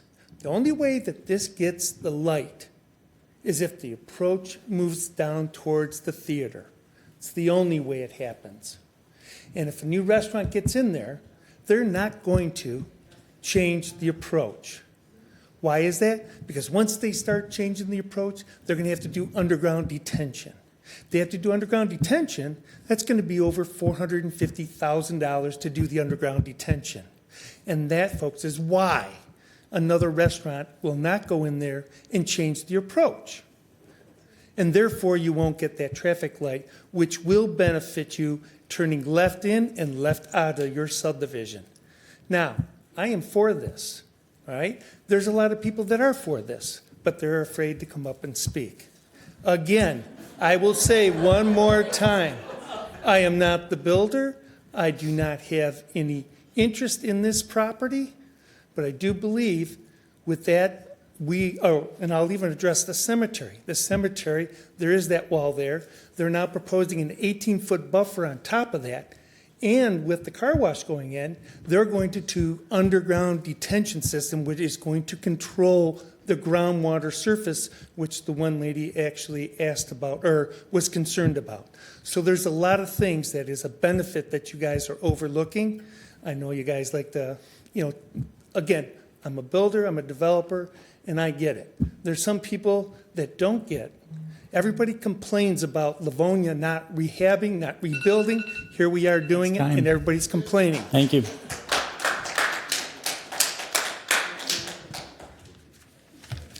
Good evening, Mr. Gresco. You are representing the petitioner, so I'm going to go, obviously, I wanted to go back to the petitioner if they had any things. So I'm assuming you're the representative? I do represent, Brandon Grisco, 41700 6 Mile Road. Livonia resident, but our law offices are in Northville. I am an attorney. I do represent the property owner here and will be advocating on behalf of this project today, and of course asking the council to support moving this project forward. Unfortunately, Mr. Pastor stole a lot of my thunder, so a lot of the points that I had thought about making as I sat sort of listening to a lot of the resident concerns and comments, Mr. Pastor already identified. Also, Councilman Donovic spoke about, and Vice President Tashnik did a good job summarizing, I think, some of the issues. But before I get into all that, I do want to say that we do appreciate all the public discourse on this. I mean, I know that, other than John Pastor now, I might be the second most hated guy in the room, I suppose, tonight for advocating on behalf of this project. But the public discourse is important. We do appreciate that. And the property owner and the developer here have taken all of those sorts of comments into consideration in determining how best to move this project forward. And I have the receipts for that, actually, because we did decide, the owner and the developer did decide to add that 18-foot buffer in between the cemetery and the development. Additionally, somebody came up and spoke about the Trinity House, also an important piece of property, and they've had discussions about continuing to allow parking to be used for Trinity House on this site. So very much so, the developer has been willing to work with residents and things like this. There are people, I think, respectfully, and I have the utmost respect for them, but they will not be satisfied with this project no matter what the developer offers, and again, that's their opinion. And I think that's okay, but this development does bring a lot to the table in terms of traffic improvements, stormwater improvements, buffer between the cemetery and the development here. We're going to allow parking. We're doing public-private partnership with Schoolcraft College, who's in charge of and in control of whether or not a traffic signal goes there, but this driveway approach needs to be moved first in order for that signal to be able to go into that position. As Council Member Budzinski pointed out, the property is paying a significant amount in property taxes compared to other properties that are doing similar things. So I think all those things need to be taken into account, stormwater improvements, of course, as Mr. Pastor noted. But ultimately, the developer here is talking about, and I think there were comments about that there's not going to be investment in this property. The developer's talking about putting $5 to $6 million into this property, and I don't believe that includes the however many millions of dollars that it was to do the traffic signal as well. So there is a significant amount of investment going on here, and I don't know that that's going to decrease the amount that the owner is going to pay in property taxes, unfortunately for them. So I think there is a significant amount of investment going on here. There is a lot of misinformation, I think, some of which has been stated tonight. I hope that this has been able to clear some of that up. The team is here to the extent council has questions. We do really appreciate the discourse. We appreciate the council's support, and we hope to see this project moving forward. And I thank you for your time and wish you a Merry Christmas. And I appreciate the service of the council members who will be stepping off also. So thank you. Thank you. With that, I'm going to go back to council. Council, Vice President. Thank you. See if I can get through it. Just to answer some of the questions, I don't have a specific passion for this car wash like that's been alluded to, but I do believe we should be voting on this tonight. The council has already given this matter thorough consideration, first in July, then again in October, and most recently during a committee of the whole in November.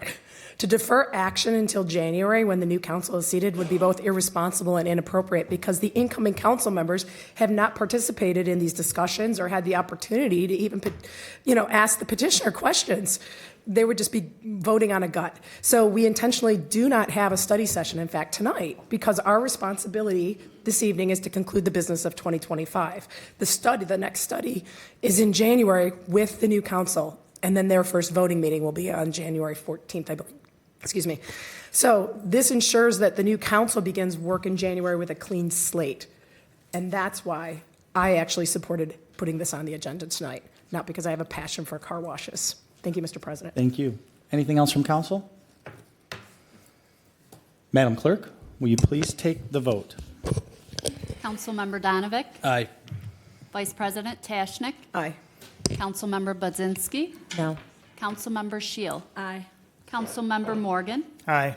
Councilmember Toy. No. President McCullough. No. And the item carries 4-3. With that, I'm going to move on to item 11, is a roll call vote. The proposed amendment of Livonia Code of Ordinances as amended comes to us again from the Department of Law to amend the district boundaries of the downtown district of the Plymouth Road Development Authority pursuant to Act 57 of the Public Acts of Michigan of 2018. A first read was given by Councilmember Rob Donovic on December 3rd. Mr. Donovic, do you have? Mr. President? Yes. I'll offer a second read and approving. All right. Anything from council? Anything from the audience? Madam Clerk, will you please take the vote? Councilmember Donovan. Aye. Vice President Tashnik. Aye. Councilmember Budzinski. Aye. Councilmember Shield. Aye. Councilmember Morgan. Aye. Councilmember Toy. Aye. President McCullough. Aye. And the motion carries 7-0. Moving on to item 12 is a roll call. It's a proposed amendment to the Livonia Code of Ordinances as amended. Comes to us from the Department of Law. It's in reference to amend the development plan and termination and adoption of a new tax increment finance plan pursuant to Act 57 of the Public Acts of Michigan of 2018. A first read was given by Councilmember Rob Donovic on December 3rd. Mr. President? Yes. I'll offer a second read and approving. We have a second read. Council, any questions, concerns, comments? Audience. Madam Clerk, will you please take the vote? Councilmember Donovan. Aye. Vice President Tashnik. Aye. Councilmember Budzinski. Aye. Councilmember Shield. Aye. Councilmember Morgan. Aye. Councilmember Toy. Aye. President McCullough. Aye. And the item carries 7-0. Moving on to item 13 is a determination of the Local Officers Compensation Commission. Comes to us from the Office of the City Clerk. This is in reference to the salaries of elected officials for the calendar years of 2026 and 2027. Mr. President? I still got some more. In accordance with the section 2.48-030 of the chapter 2.48 of the Livonia Code of Ordinances as amended. Councilwoman Shield. I'd like to offer the denying resolution. Support. So we have a denying. Anything else from council? Yes. Yeah, thanks, Mr. President. For the audience and anyone watching at home, this is denying the essentially an annual 4% or give or take. There's more information in the packet. Raise for all elected officials. There's a commission, the Local Officers Compensation Commission, that meets every few years, and they conduct analysis of local municipalities and different wages and whatnot for elected officials. Their information, their data says that the elected officials, mayor, clerk, treasurer, and council members should get their raise. And again, it's in par with essentially all the common employees, the general employees, and their raises. Again, there's different bargaining unions, so those raises vary, but this is 3%, 4%. But in my opinion, as one council member, the city has some tough financial decisions to make, and I will not be in support of the council or elected officials getting raises. Not as a snub to electeds. Everyone deserves to get paid fairly and a reasonable rate, but there's just a lot of tough decisions the city is going to have to be making these next few years. So in 2 years, the Local Officers Compensation Commission will revisit this again, and they'll make their recommendation at that time. Maybe the city council at that time will vote to support this or not, but at this time, I'm just not going to be in favor of this, Mr. President. Thank you, sir. Thank you. Mr. President? Yes. I'd also like to agree with what Councilman Donovic said. I also agree that this has nothing to do with job performance. It has to do with setting an example from the city, and when we set an example, we need to start from the top, and that's with our elected officials. Mr. Chair. Thank you. Yes.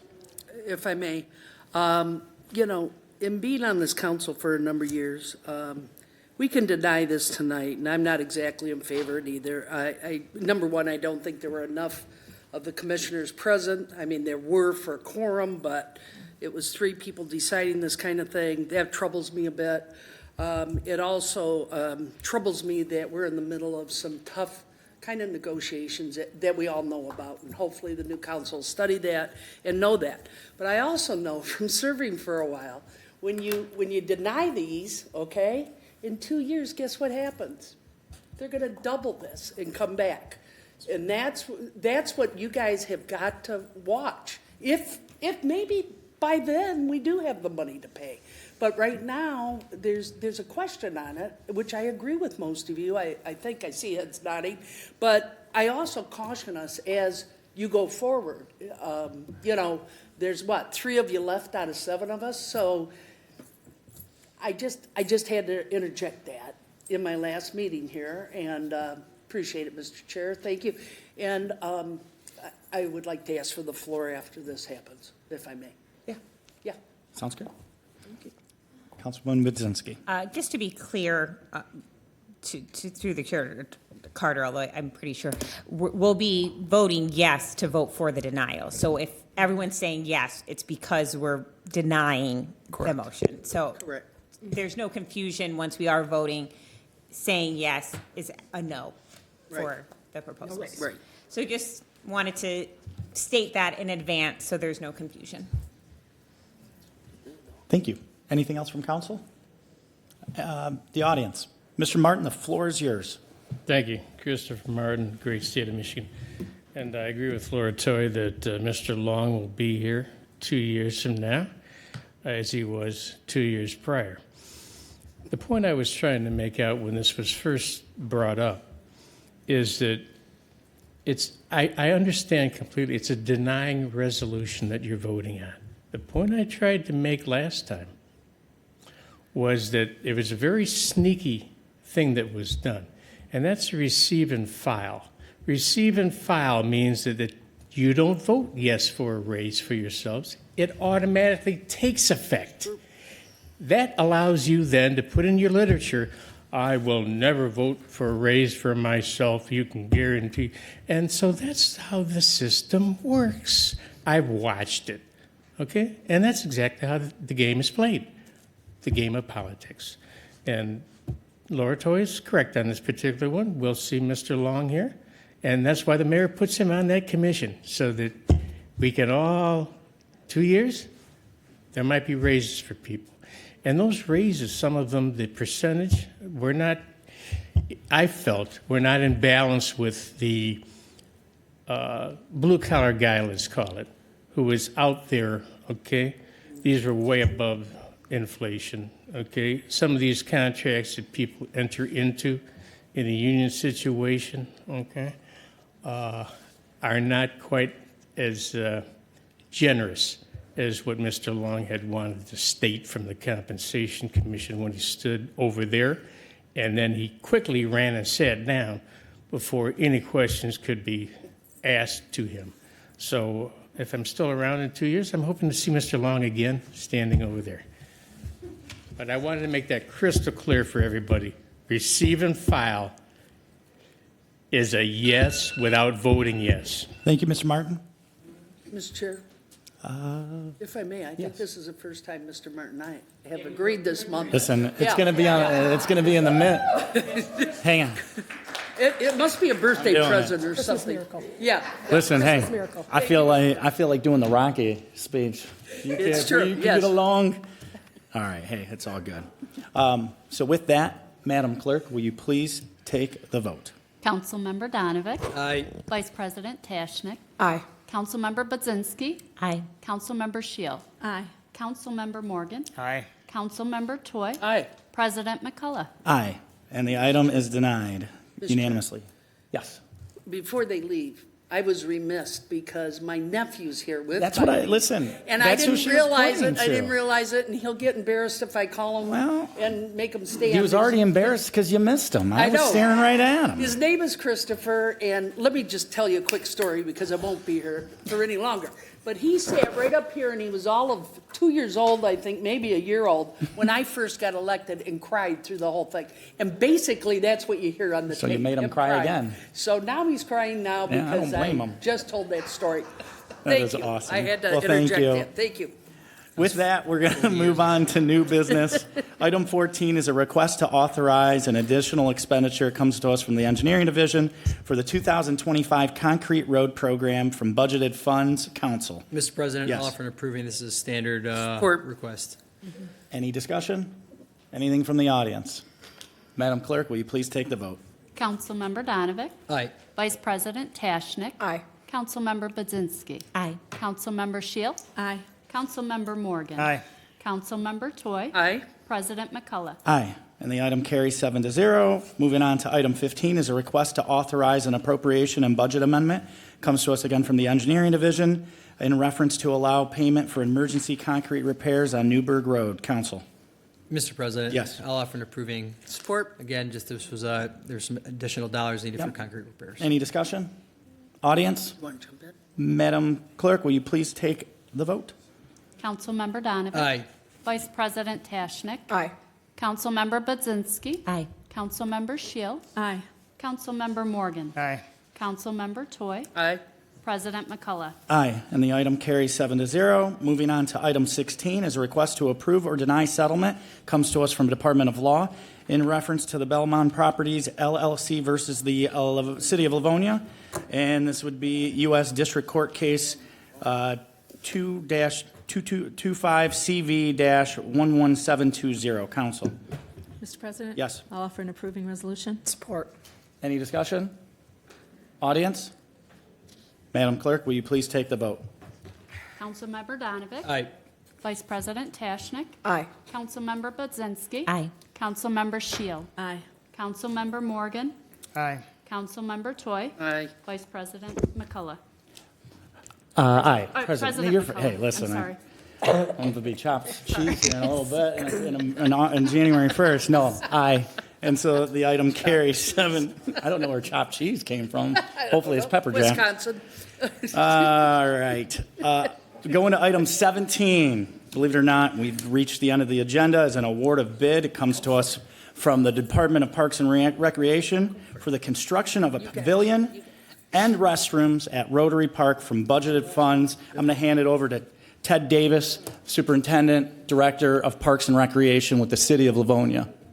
Thank you, Mr. Council President, I'll offer an approving resolution, please. Support. All right. I just wanted to take your thunder one last time. I'm happy to answer any questions council might have. Council. It's snowing. Mr. President. Yes. Briefly, this is great. We've been working on this pavilion project for what it seems like the whole year. Very unfortunate. I'd be remiss to mention the storm, the tragic storm that struck Livonia and killed a young child in our community and just wreaked havoc across Livonia within a matter of seconds. And this has been a very difficult situation for some of our local families, but also the city of Livonia in trying to figure out this pavilion situation. Hats off to your department. We received really high quotes and bids originally. You worked with this council with a number of members to drive down those costs, cut red tape. It's extremely important that this city looks for ways to cut waste and regulations that are making things more expensive in this community. Not adding more burdensome regulations, and that was led by our president. Thank you. You talked at length about cutting regulations and not adding more regulations, so I hope you keep up that momentum into the future. So I'm looking forward to this. Let's get this pavilion built. We've got a local builder in the city that's built a lot of projects in the city. This price came down lower than we originally anticipated, so hats off to your department, sir, and let's put some shovels in the ground. It sounds like we can start maybe as early as this winter, maybe, depending on permitting and more of that regulation red tape that I think we have too much of. So looking forward to this, sir. Thank you, Mr. President. Thank you. Councilman Budzinski. Just wanted to thank Ted again for his hard work on this. It's been a huge public discussion for a long time, and I know how much time and effort you've put into this personally, and just your commitment to our city, and your entire teams. But I wanted to thank you and remind residents that this is being paid for from the settlement from our insurance, also funds raised by our local Rotary clubs, the AM and PM clubs. Thank you so much to them for their commitment to this project, their hard work, and helping bridge some funding gaps and really taking a lead on that. They've attended our meetings as well and really have been vocal supporters in the community. So again, all of their work is very valued. And then finally, to our state representatives who got additional funds for this out of the state budget. Again, recognition for the administration, the mayor, your team, Ted, and everyone who's involved and those kind of relationships to, again, ease the financial burden for what was a very unexpected, not planned for or anticipated project when it comes to, capital needs in our city. So just glad that we're finally able to cross the finish line and looking forward to a ribbon cutting. Thank you. Anything else from council? No. Before I go to the audience on this item, I just wanted to clarify on the record, just because sometimes we don't talk about the costs. So we have on this, it's a not to exceed $568,245,000, of which $300,000 will be coming from the state of Michigan appropriation. $275,000 will come from our 401 unexpected fund balance with a reimbursement of $260,000 plus some change, plus some thousands of dollars, but $260,828.60 from the MMRMA, which is the claim. So a substantially lower number compared to the first. So. I will go to the audience. It's name and address. 2 minutes on this particular item. I'll be real quick. Christopher Martin, great state of Michigan. What did the last part of the figure on this 568 and some change, what was the fundraiser? What part was that? I don't even think that was... Was that included? I don't think in that there? was even included into this budget because there was some other wish list items from our Rotary folks that they So that might be, plantings or something Could be around even this, less, some yes. decorative foliage or whatever. You could say foliage. Maybe it's a fake plant. That's right. Well, I'm going to agree with you, and I'm going to agree with Laura too. I'll take. Man, this is great. This is a good night. Ma'am, would you like to speak on the Rotary Pavilion? We're going to be going to general audience communication shortly after this. Good evening. Good evening. Denise Micah, Great City of Livonia. I hope for the next council that we have consistency in just the little blurbs that we have on here because the other, the fire department, all these other people say who the winning bid was, how much is it for, and stuff like that. And with the Rotary, I participated in some of those fundraisers, so I'd like to know where that money went to, just because we thought it was going to go to Rotary Park. So it would be nice to know. And so if you could repeat again the total value of that bid, I'd appreciate it because I could not. Yeah, no, absolutely. And then from the Rotary perspective, I will personally tell you, because I'm on Rotary, I'll find out how much or what it's going to go to. But I think it's going to go to a lot of the chunk of this project for outfitting things. And as we call it, the FF&E, furniture, fixtures, and equipment, it would be maybe some of the accessories that would go into the. But I will find out from Rotary on that. As for the numbers, the bid is $568,245.00, of which $300,000 will be coming from the state of Michigan appropriation, $275,000 will be coming from our 401 unexpected fund balance, with a reimbursement of $260,828.60 for the claim from insurance. And that is all in our packet. Yes. All the numbers are in All our right. packet. And what are the bathrooms that we're going to have? Right there, I would review all the drawings and details are all in the backup. On the backup? Yep. Okay, thank you. Sex, right? Yep. Yeah. So, any other comments from the audience based on this before I go back to council? All right, Matt. All I wanted to do is say thank you to Ted for all your hard work over the years and for your patience with many of us on the council, because many times that it gets a little, bumpy. And like every good ride. Yes, sir, like every good ride. And I just wanted to thank you when I had the opportunity to do that publicly. So thank you, sir, so much. You're a real asset to our community. Thank you. Yeah, I thought I was. What? What? I didn't. No, I was. No, just, I didn't say. All right. With that, I don't see anything else from council. Madam Clerk, will you please take the final vote of this council? Councilmember Donovic. Aye. Vice President Tashnik. Aye. Councilmember Budzinski. Aye. Councilmember Shield. Aye. Councilmember Morgan. Aye. Councilmember Toy. Aye. President McCullough. Aye.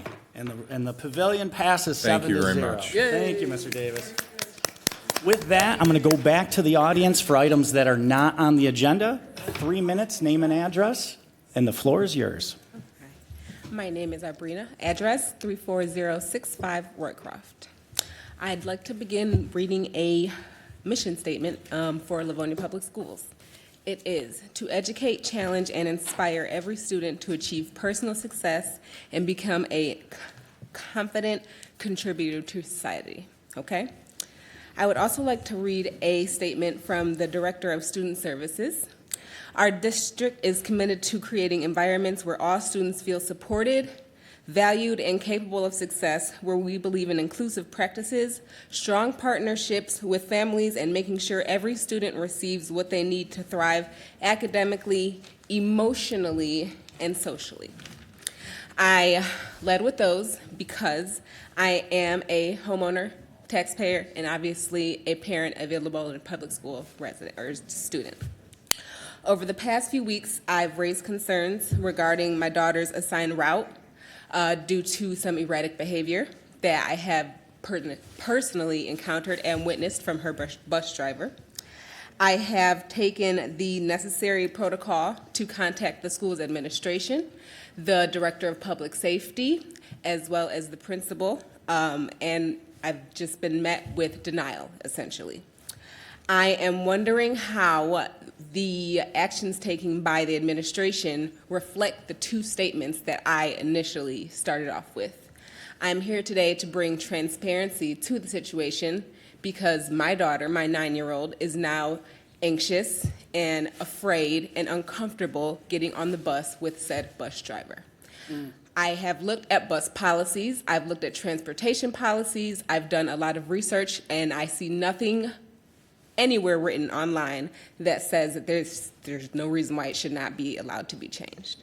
So I will be contacting you all directly, personally as well. I just wanted this to be my formal way of initiating and letting you all know what issue is at hand. No, I appreciate you bringing that to us, and I don't want to move you to a different direction, but the city has we have no oversight of the schools. However, we do have good communication, and this is a public forum. And with people in this room, I'm sure that we could make some calls and at least share this to, if they already have it on record. Unfortunately, like I said, from a legislative body, we have no provisions over them. However, with the silo effect in the city, we know people over there, and I'd be happy if you want to take one of those cards to at least email, give me contact information. We'll get to Sarah. I'd be at least happy to guide you in the right direction. Have you taken it to the school board yet? I have, yes. Okay. So at least we can share it with the superintendent and the school board. Yes. And I'm just taking I'm sorry to hear whatever that. steps I can to Absolutely. get as much attention and noise to the situation as possible. No, absolutely. So Thank you please so much. email us, at least get the contact, and we'll do the best we can to at least try to share their information that you came to council and had a concern. Thank you so much. Thank you. Good evening. Name, address, 3 minutes. Good evening, Jim Crowley. I'm in the Laurel Park development, and I just want to express some of my disappointment lately in the city of Livonia. I'm a lifelong resident. I'm also a business owner here. I've heavily invested in Livonia, my life savings into properties in Livonia. All my properties are in Livonia. But we come meeting after meeting, and I see the public opposed to many of the new developments. And I support moving forward and building up Livonia and new development and not seeing vacant properties. But I feel like our voices are not being heard. If we're being heard, they don't have the value, because I just saw a group of people get up here and voice opinions about a car wash and about sheets and a number of different developments. And it just kind of just goes right over and they vote yes on these things. So at what point is the city just going to just implode with these developments? I mean, I think there couldn't be a worse place for the car wash. I can't get out on 6 Mile many times. Many times I'll get out and there'll be a car flipped over because someone, they missed a turn getting out over there. One day I thought it was a tarp blowing and it was a truck that had turned over in that very place right in front of where the new car wash will be. The new development with mixed use is just crammed in. So even to do a traffic study, you have no idea. I can't even turn, if I'm on Haggerty Road, I cannot turn left to get back onto 6 Mile. I can't imagine what it's going to be like. So my disappointment in all but a few of you, and a couple of you know who they are because I talk to you regularly, but you need to really listen to, because I didn't hear really anybody address, the people that don't want these developments. We don't want them. We don't want them. So listen, because our votes matter, and we will.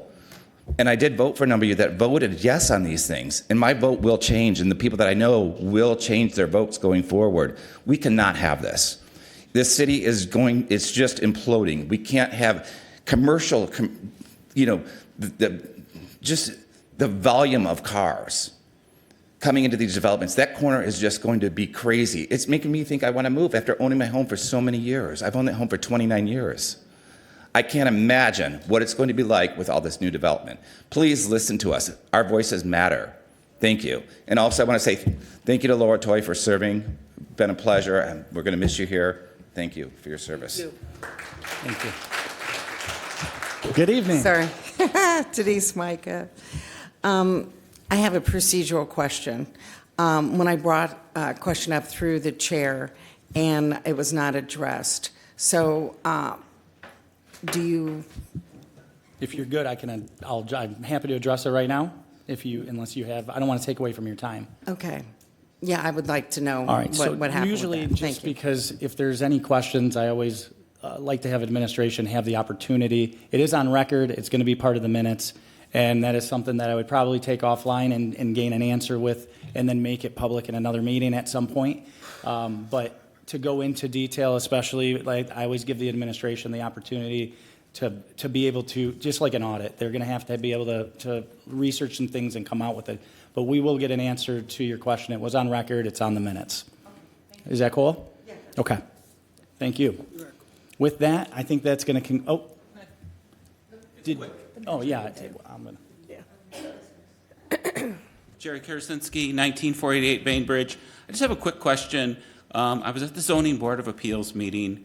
They had 4 members in attendance, 3 were not there. They still had a quorum, they had their meeting, they addressed all the items that were on the agenda. Are there openings on that? Because it makes me wonder, because then they also published, or talked about publishing the schedule for next year. So that's just my open question. Not to intrude, are you good with your time? I don't want to intrude on your minutes. No, I can answer. that's the end of my... So City Council, we do have actually an ordinance now that outlines how the appointment process works, but it is a council appointment. So the way it would go is, even next year, I think we have a member that's up, and it will go toward, we actually created an ordinance to give like the tiebreaker, most votes, that kind of thing. It's like a sports tournament thing now. And so I think that the first member that will select the next ZBA appointment will be the council president, the new council president-elect, and then it will, so there's a process. It is council appointments, and obviously as they expire, the new person would get to appoint that. So I would keep an eye on the agenda. You could see pics. There's usually resumes. There's usually some discussion, but they're on the agendas. Thank you very much. Thank you. Mayor? Thanks, Mr. Chair. Pardon me, Council. I was hoping to do this at the beginning while everybody was spouting and sharing their accolades, but I do want to take a moment to recognize those members of the Council that are outgoing and that have fulfilled their tenure on Council. And want to recognize actually a couple people in the room that have not come forward yet. And Doug Scheel and Shukran Morgan are sitting back behind me. And oftentimes, these are some of the untold heroes when we look at the work that council members do. Being the spouse of a council member is not an easy thing. If we think that elected officials need tough skins, spouses need tougher skins. They hear everything that is said about each and every one of you and have to be amazingly resilient in the face of all of that. So I want to thank them for their service as well. But I also want to spend just a moment recognizing the time that I've had to spend with each of you as outgoing members of the council.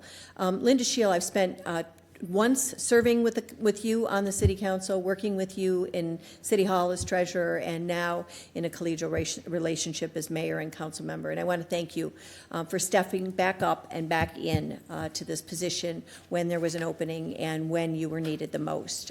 We really did need somebody with a broad base of knowledge and understanding, not only of the council process, but of the internal operations of the city as well. And you brought a great deal of that understanding to the council and their decision-making process. So I really appreciate the fact that you committed additional time beyond your original tenure. Thank you very, very much for that. Scott Morgan, I've had a chance to work with Scott when I was on the council, and he was the union president at the time. And not much has changed, Scott, since being elected. Always to the point, always amazingly effective. You heard it a lot tonight from people about the fact that, you know, he's a man of few words, but those few words are very meaningful, very well thought out. They carry a great deal of integrity, as did all of the work that you did while you were serving as union president, as did the work that came about as you were serving on this council. Scott, I really appreciated whenever I got a chance to pull you into the office and sit down on some of the really intense issues that we were talking about, learning the background, understanding all of the dynamics, understanding the details, and you never failed to take the time to learn as much as you possibly could to make a really sound decision. So while we might not have always agreed, I always appreciated your time. Thank you very much. I do appreciate that. Thank you, Mayor. Rob, you took away my title, youngest person to ever serve on the city council, and I'm really glad that you did. A chance to work alongside of you as mayor has really been fantastic. You have been a phenomenal learner. Diving in deep on all of the issues, making yourself available to understand where we were coming from. And as a result, you have garnered a lot of respect from the department heads in this city because you've really learned the issues that matter the most to the operation of the city. And we appreciate that. We really do. Laura Toy, you're the person that I've served with the very, very longest. Laura was on council when I was first appointed to serve on the city council. And I do think that Laura truly believes that my daughter, who was born on her birthday, was named after Laura just so that I could secure her vote for that empty seat on the city council. And we're going to let her believe that, okay? But Laura, not only has the city benefited from your longevity and the number of years that you've served, but the way that you've served. You have always been a people's council member, intently devoted to listening to the very bitter end. And I know that I've appreciated that as well as the community. So thank you all very much for your service. We're looking forward to the new council members coming on board. We've appreciated the time that they've already spent with the administration in our Council 101 sessions, just learning the basic operations of the city, and all of them have been very dedicated in spending up to 3 to 4 hours on 4 different evenings with us. So we know that we're going to hit the ground running really fast when we hit the new year, and we're looking forward to that. But we also understand that you're all leaving behind a lot of big shoes to fill. So we want to thank you for your service on behalf of the department heads in the city. Thank you ever so much, and Merry Christmas.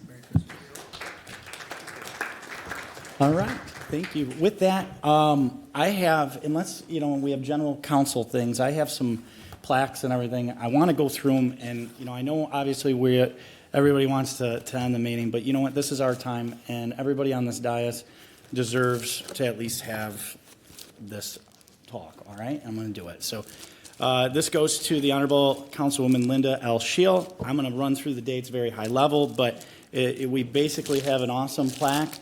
So Linda served on City Council from January 1st, 2025 to December at the end of this term. Also from January 2024 to 2015. Zoning Board of Appeals from 2021 through 2021. Livonia City Treasurer. Livonia Planning Commission Board Member. Served on the committee chairperson or member for Committee of a Whole, Law and Education, Economic Development and Strategic Planning, Infrastructure and Community Transit, Public Safety, Education and Recreation, Finance, Budget and Technology, and served as a parliamentarian and the Michigan Municipal Risk Management Authority representative. I bet it could have kept going, but with this, I want to give this, and we're asking for rounds of applause for the time that is served. Here's your plaque.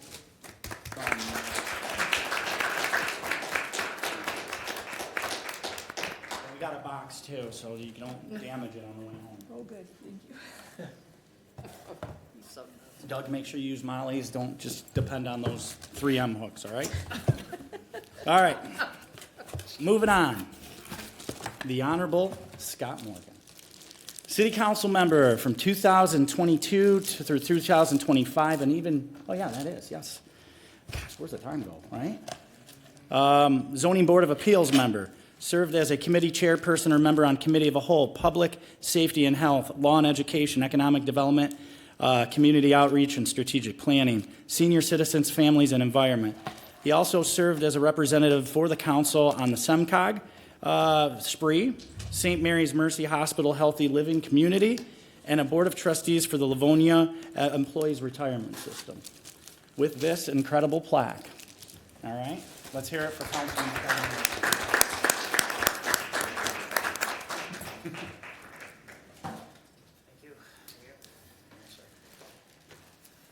All right, that's it.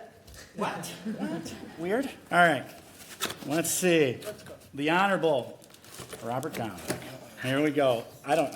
No. City council member from 2020 to 2025, served as a committee chairperson or member for the committee of the whole, capital outlay and infrastructure, education and health, senior citizens, families and environment, finance and budget. One that we always point out is capital outlay and infrastructure. And no offense if I don't have to hear you say, we had 56 meetings, and I think it changed a bunch of times over that. I will miss that. I will miss that. The parliamentarian, St. Mary's Hospital, he was a SEMCOG alternate, and then the MMRMA. So here's the thing, you know, Rob and I've got funny stories for this, and I don't want to belabor it, but we have to. This is our time. So Rob and I get, you know, we might be on different sides of the political thing, and he always goes to the politics. I just say I was a dumb jock that wanted to get into politics. But we go to the same haircut place, and it's the cutting corner. So mark that down, Jimmy. We're giving you some props. And so when I first came in, you know, it was kind of funny because the hair salon turned into the battleground. But over the course, I mean, me and him, you know, he's a lot younger, but we came in, and I still remember handing things out at the, what was it, the recycling event that used to be there. And it was pouring. It was pouring rain, and we're out there, and he would go up 6 cars, and then I would go up 6, and we would just be battling. I mean, it was like something out of, it was like a sales tactic. And it was, you know, over the years, while we've had our differences, we've remained friends, and we will always be friends. And I'm definitely going to be missing this dude on many things, even though he's still going to be playing in the hockey game, so you can watch him get beat up. But with that, let's give our Councilman Donovic a thing.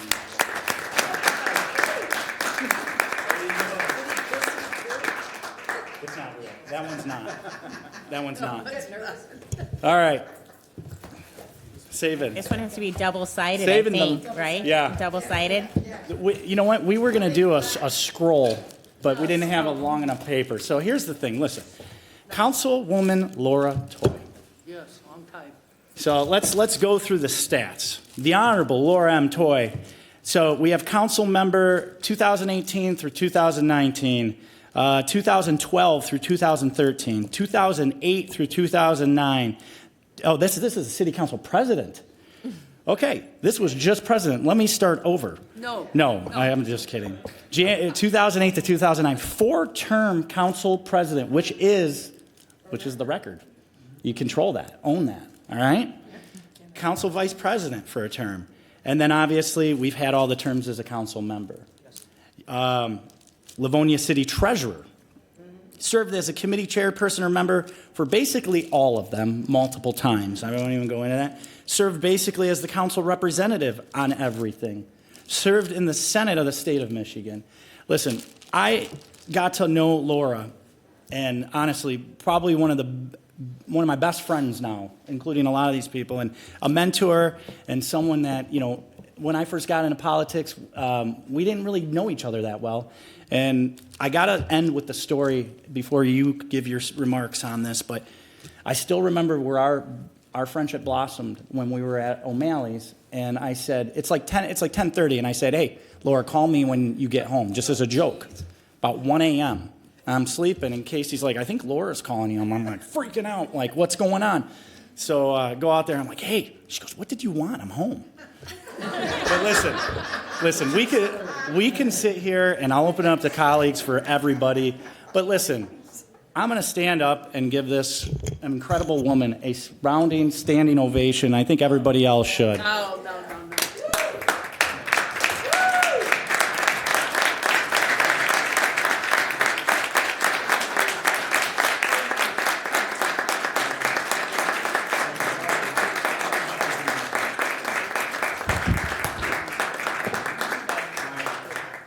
Before we finally do it, I'm going to open it up to council. If you got anything else to say, these are your parting words.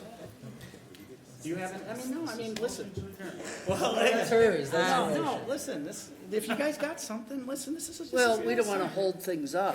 Time you guys. Yeah. Listen.